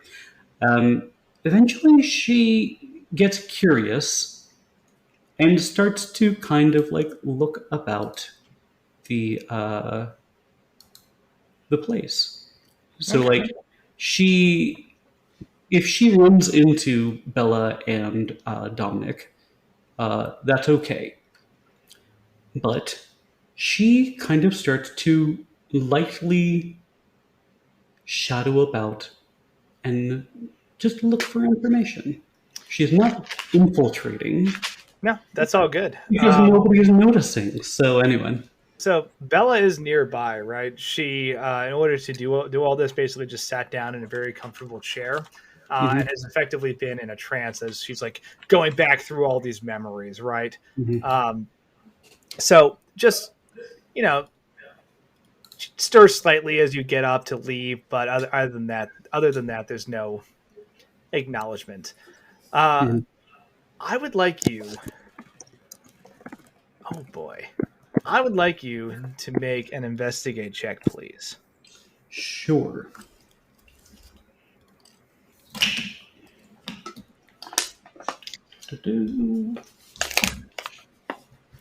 It's not great. Sorry, folks. We've got 7 advantages sitting there if you want one.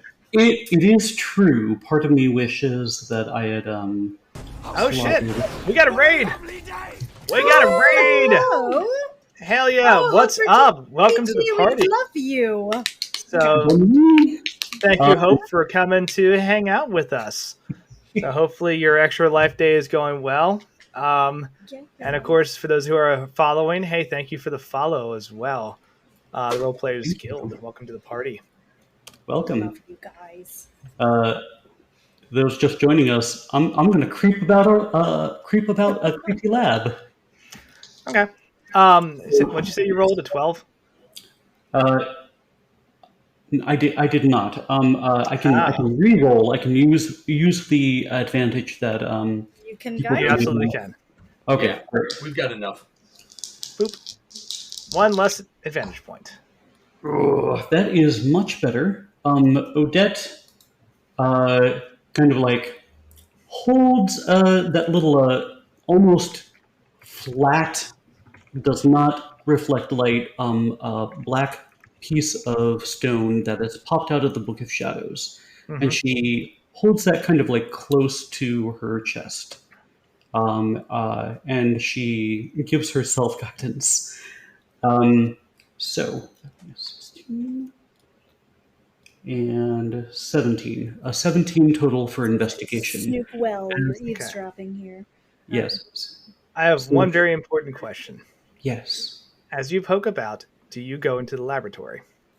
Oh, absolutely. The one you're specifically told not to go into? Well, is anybody looking?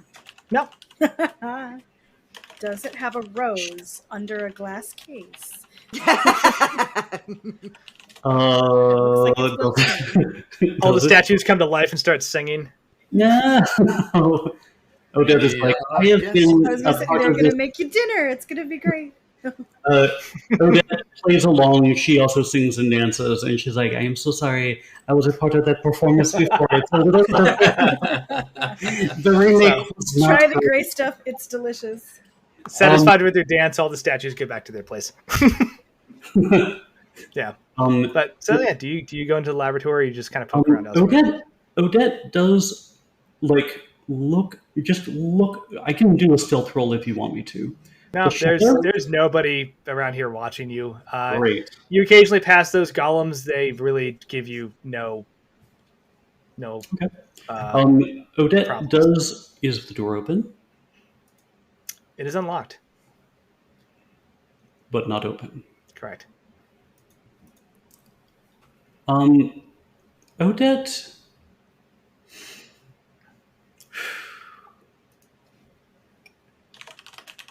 Is there a keyhole?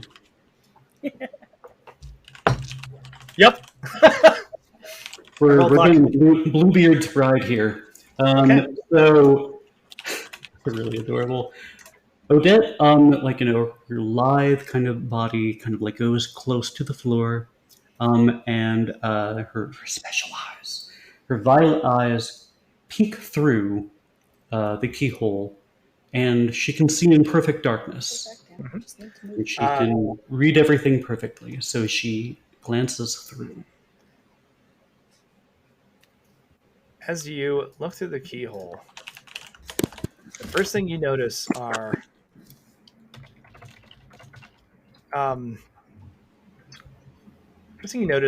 the other tanks with all the other Bellas in them. Kind of from your perspective, like there's some other things like you can see like a small desk with some like screens or something with light coming off them, but from the angle you're at, you can't really see what's on the screens.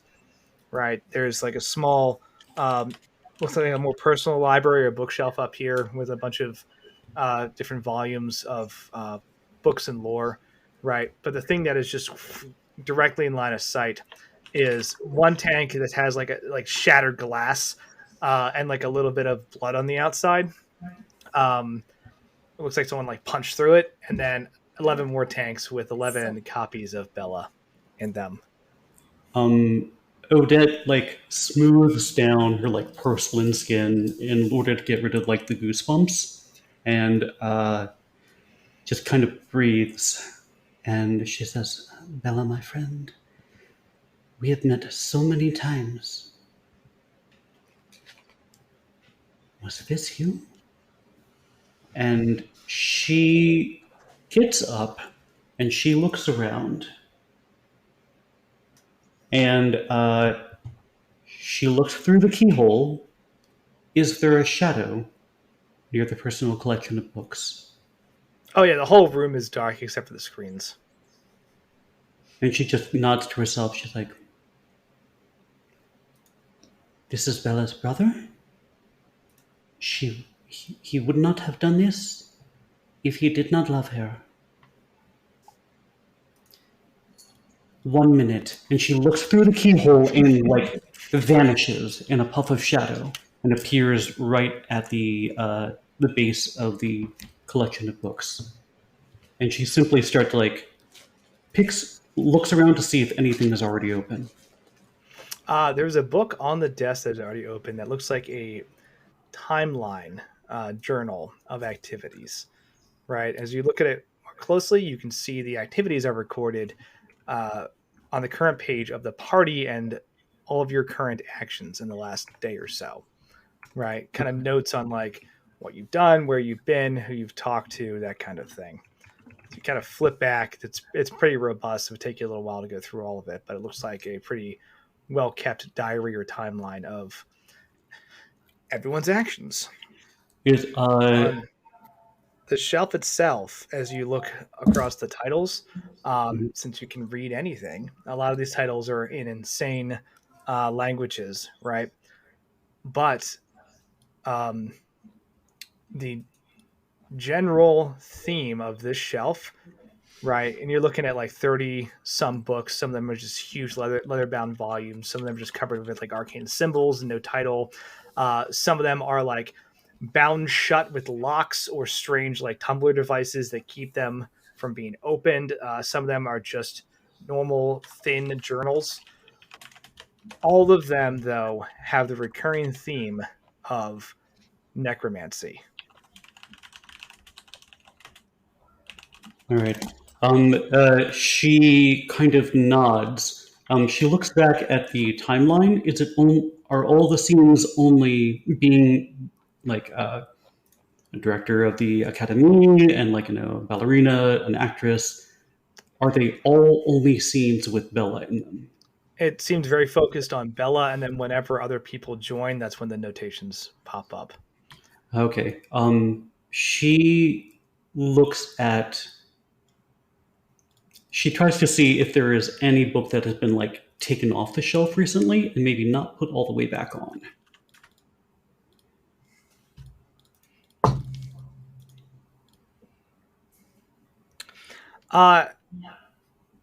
Would you roll in your investigate?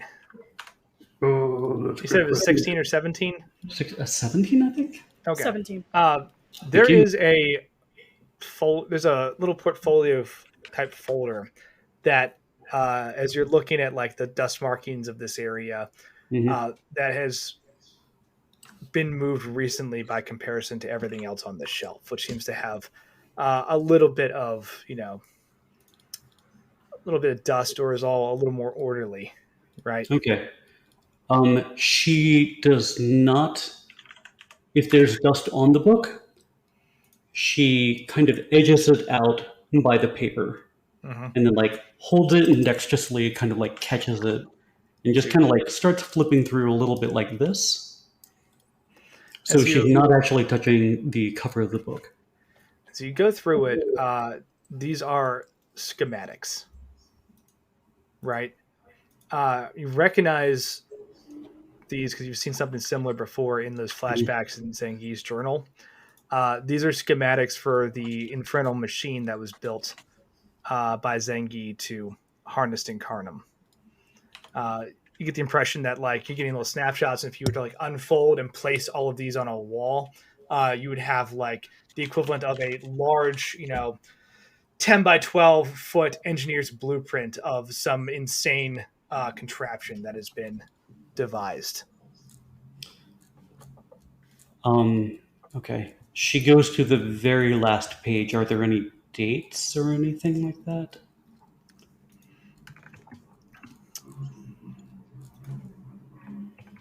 No. No. There are no updates there. She nods and she like carefully, kind of like nimbly places it back and then sets it down on the actual shelf. And then she looks at the keyhole, like teleports to the door, and then shadowports outside of it. But before she does that, she looks through the keyhole. Yeah, nobody outside. All right. Vicky, did you see the chat? A what? The hospital Vicky is supporting you. Just stop by to say hi. Heck yeah! Hospital Hi, how's it going? Hello. Welcome to the party.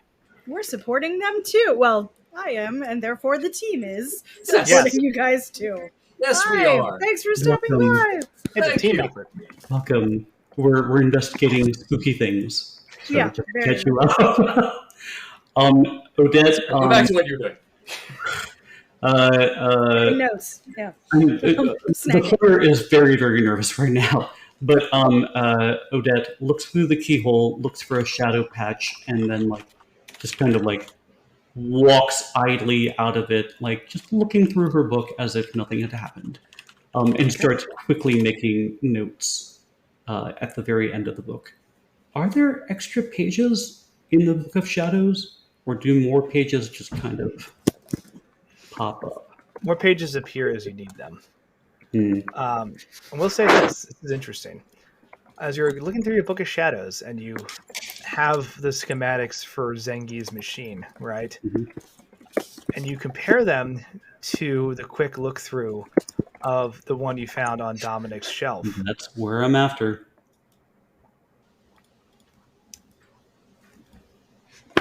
It looks like there are some differences. Odette. It seems like the ones on Dominic's shelf have been updated. Odette kind of uncharacteristically stumbles and then kind of stops, takes a breath, kind of does like a little plie, and then like stretches her neck. And anybody who knew her would see that she's not simply casually kind of like going point to heel, like toward her friends. It's going just a little bit faster. And she starts writing furiously about what she has learned. I think that's where we'll call it. All right. The heroes are set to return to Waterdeep with maybe a little more information from Odette. So. Dun dun dun. Yeah. Dun, dun, dun. Hey, heavy RP session, but you know what? You had to have a lot of stuff to unpack, and I think we finally got there, right? That was great. Yeah. So, can't wait for our next session. It won't come soon enough. It's tomorrow. Tomorrow we're gonna go less to than 24 hours. Yeah. We're going hard. We're going forever. Never ends. We're over halfway through the 25 hours to stay awake for this since 9 a.m. We got to go to 9 a.m. tomorrow. Small break and then back here again at 6. Oh my god! Can the folks who are doing that, the 24-hour plus, can we get a raise of hands in the group? Can everybody just give them a round of applause from home because they are true champions? So, and with daylight savings time. It's 25 hours. 25 whole hours. 20. So. There was a diner near me that was called a 25-hour diner. That's fun. Stopped after a day. No, for everyone that came by, right? Hey, thanks for hanging out. Thanks for all the new follows, thanks, right? Everybody. Thanks for the donations. It's been huge. We're still going. We're not even close to done yet.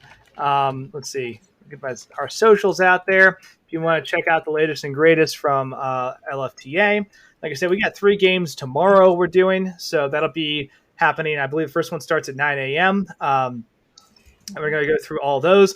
Veilbreakers again tomorrow evening. So we're going to keep pushing this plot, see where it goes, maybe get into a little bit of sweet combat again. Who knows? It could just be another heavy RP session. Depends on you guys. But I've got plenty of maps. I'm ready to go. So, you want to throw blows, you let me know. I got lots of dumb shit from the Monster Manual that I want to play with. But seriously, thank you for everyone who donated, right? It helps the players. It helps the cause, right? And channel's always doing stuff for charity. This time it's Extra Life. But in the future, as we keep streaming, we're doing work with a lot of other charities as well. So it does not end here at all. Parting thoughts from anybody, right? I'll just throw some more links into the chat so people can see what's up. What do you got? What's on your brain? This is a fantastic way to kick up the energy. When you're doing this kind of thing all day, it can be really tiring. You're playing games all day, but this is work. So the energy that this group always brings really helps. It's very rare you get to play with people. I love all the people that I play with. It's rare to play with the people who just sync up like puzzle pieces and just are beautiful people inside and out, and just don't focus on the rules. Let's play for cool, And a lot of that is run by Andy. So I tried. Oh my god, all the reveals for Bella.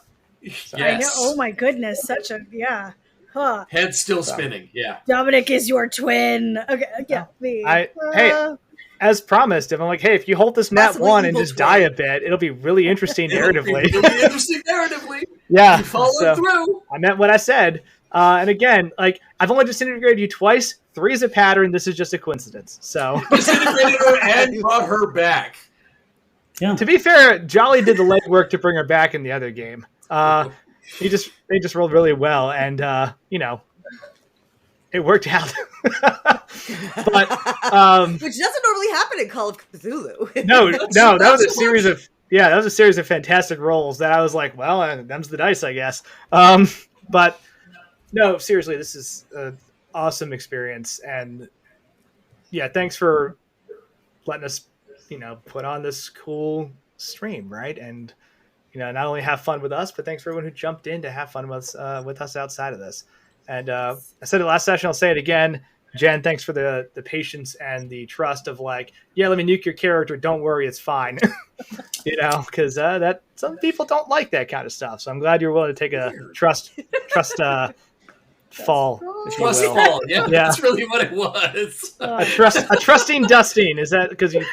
I don't know. But we can do that. Hopefully the reveal and all that stuff is value added to you. And I think it's great. It's great. Fantastic. Now you got more magic, which that can't go and blow up in my face. Not at all. Cool. Hey, you're gonna see the thanks for watching screen. There's gonna be some cool music, and then we're gonna actually raid. I think we're going back to playing Jello, right? Who's still playing? Emily is away, and has raised $3,000. Oh my goodness! Yeah. Wow. Oh, yeah. Juggernaut Tracy. Yeah. Just crushing it over there. Yeah, crushing goals, and she is the reason that I'm in second on our team right now, and can't falter. Don't hate the player. No, absolutely not. Is this a like a play by post kind of game, or is this an indie, a Pokemon? Emily is Away is at least structured around like text messages and instant messages. Nice. So I don't. Indie visual novel. A long time. Nice. It's still like contained within. Tells you don't the have to story play of the with protagonist's relationship with a girl over 5 years. Hell yeah, it'll be fun. Yeah. So hop on in, check it out. If you can't stay, that's fine. It has a lot of feels. If I remember correctly. Oh yeah. Throw a follow, put a comment in the chat, and just head on your merry way. But if you can hang out, hell yeah. See us tomorrow night. Yeah. And see us tomorrow night. Tomorrow night. Again. 18 hours from now. Yeah, something like that. Yeah. After some of us will have died in real life and from exhaustion. Right? Possibly more of us will die in game. We'll figure it out. Speaking of dying, I'll be back on in like 20 minutes to do a whole bunch of Doom Eternal on Nightmare mode because I need another Ultra Nightmare run under my belt, and I've been drinking rum, so we'll see how that goes. Nothing like a precision game for that kind of stuff. And now, meanwhile, I have to go do a shot with Tracy because we got a donation that had the stipulation that we had to do the shot. It has to be celebrated. Yeah, you have to celebrate simultaneously. And at 11 o'clock, me and some friends are going to go out on the Sea of Thieves and just explore. Maybe play a little bit of Vuvuzela. Or not Vuvuzela. The hurdy-gurdy. Oh, I'm so tired. I was like, sure. I don't know how that relates to pirates, but all right. Yeah, some hurdy-gurdy. That's what happens if I donate. Will there be a Vuvuzela? I can make this work. I know everything sounds like a swarm of bees. I got you. Yeah. So if you donate, I can do that for a whole minute without breathing. It's just yeah. Where's my wallet? Try me. You haven't paid for it yet. Like you won't know if I can actually do it until you pay. Anyway, cool. We're out. This has been a lot of fun. Thank you for watching, and we will see you tomorrow. Good night. Good night. Good night.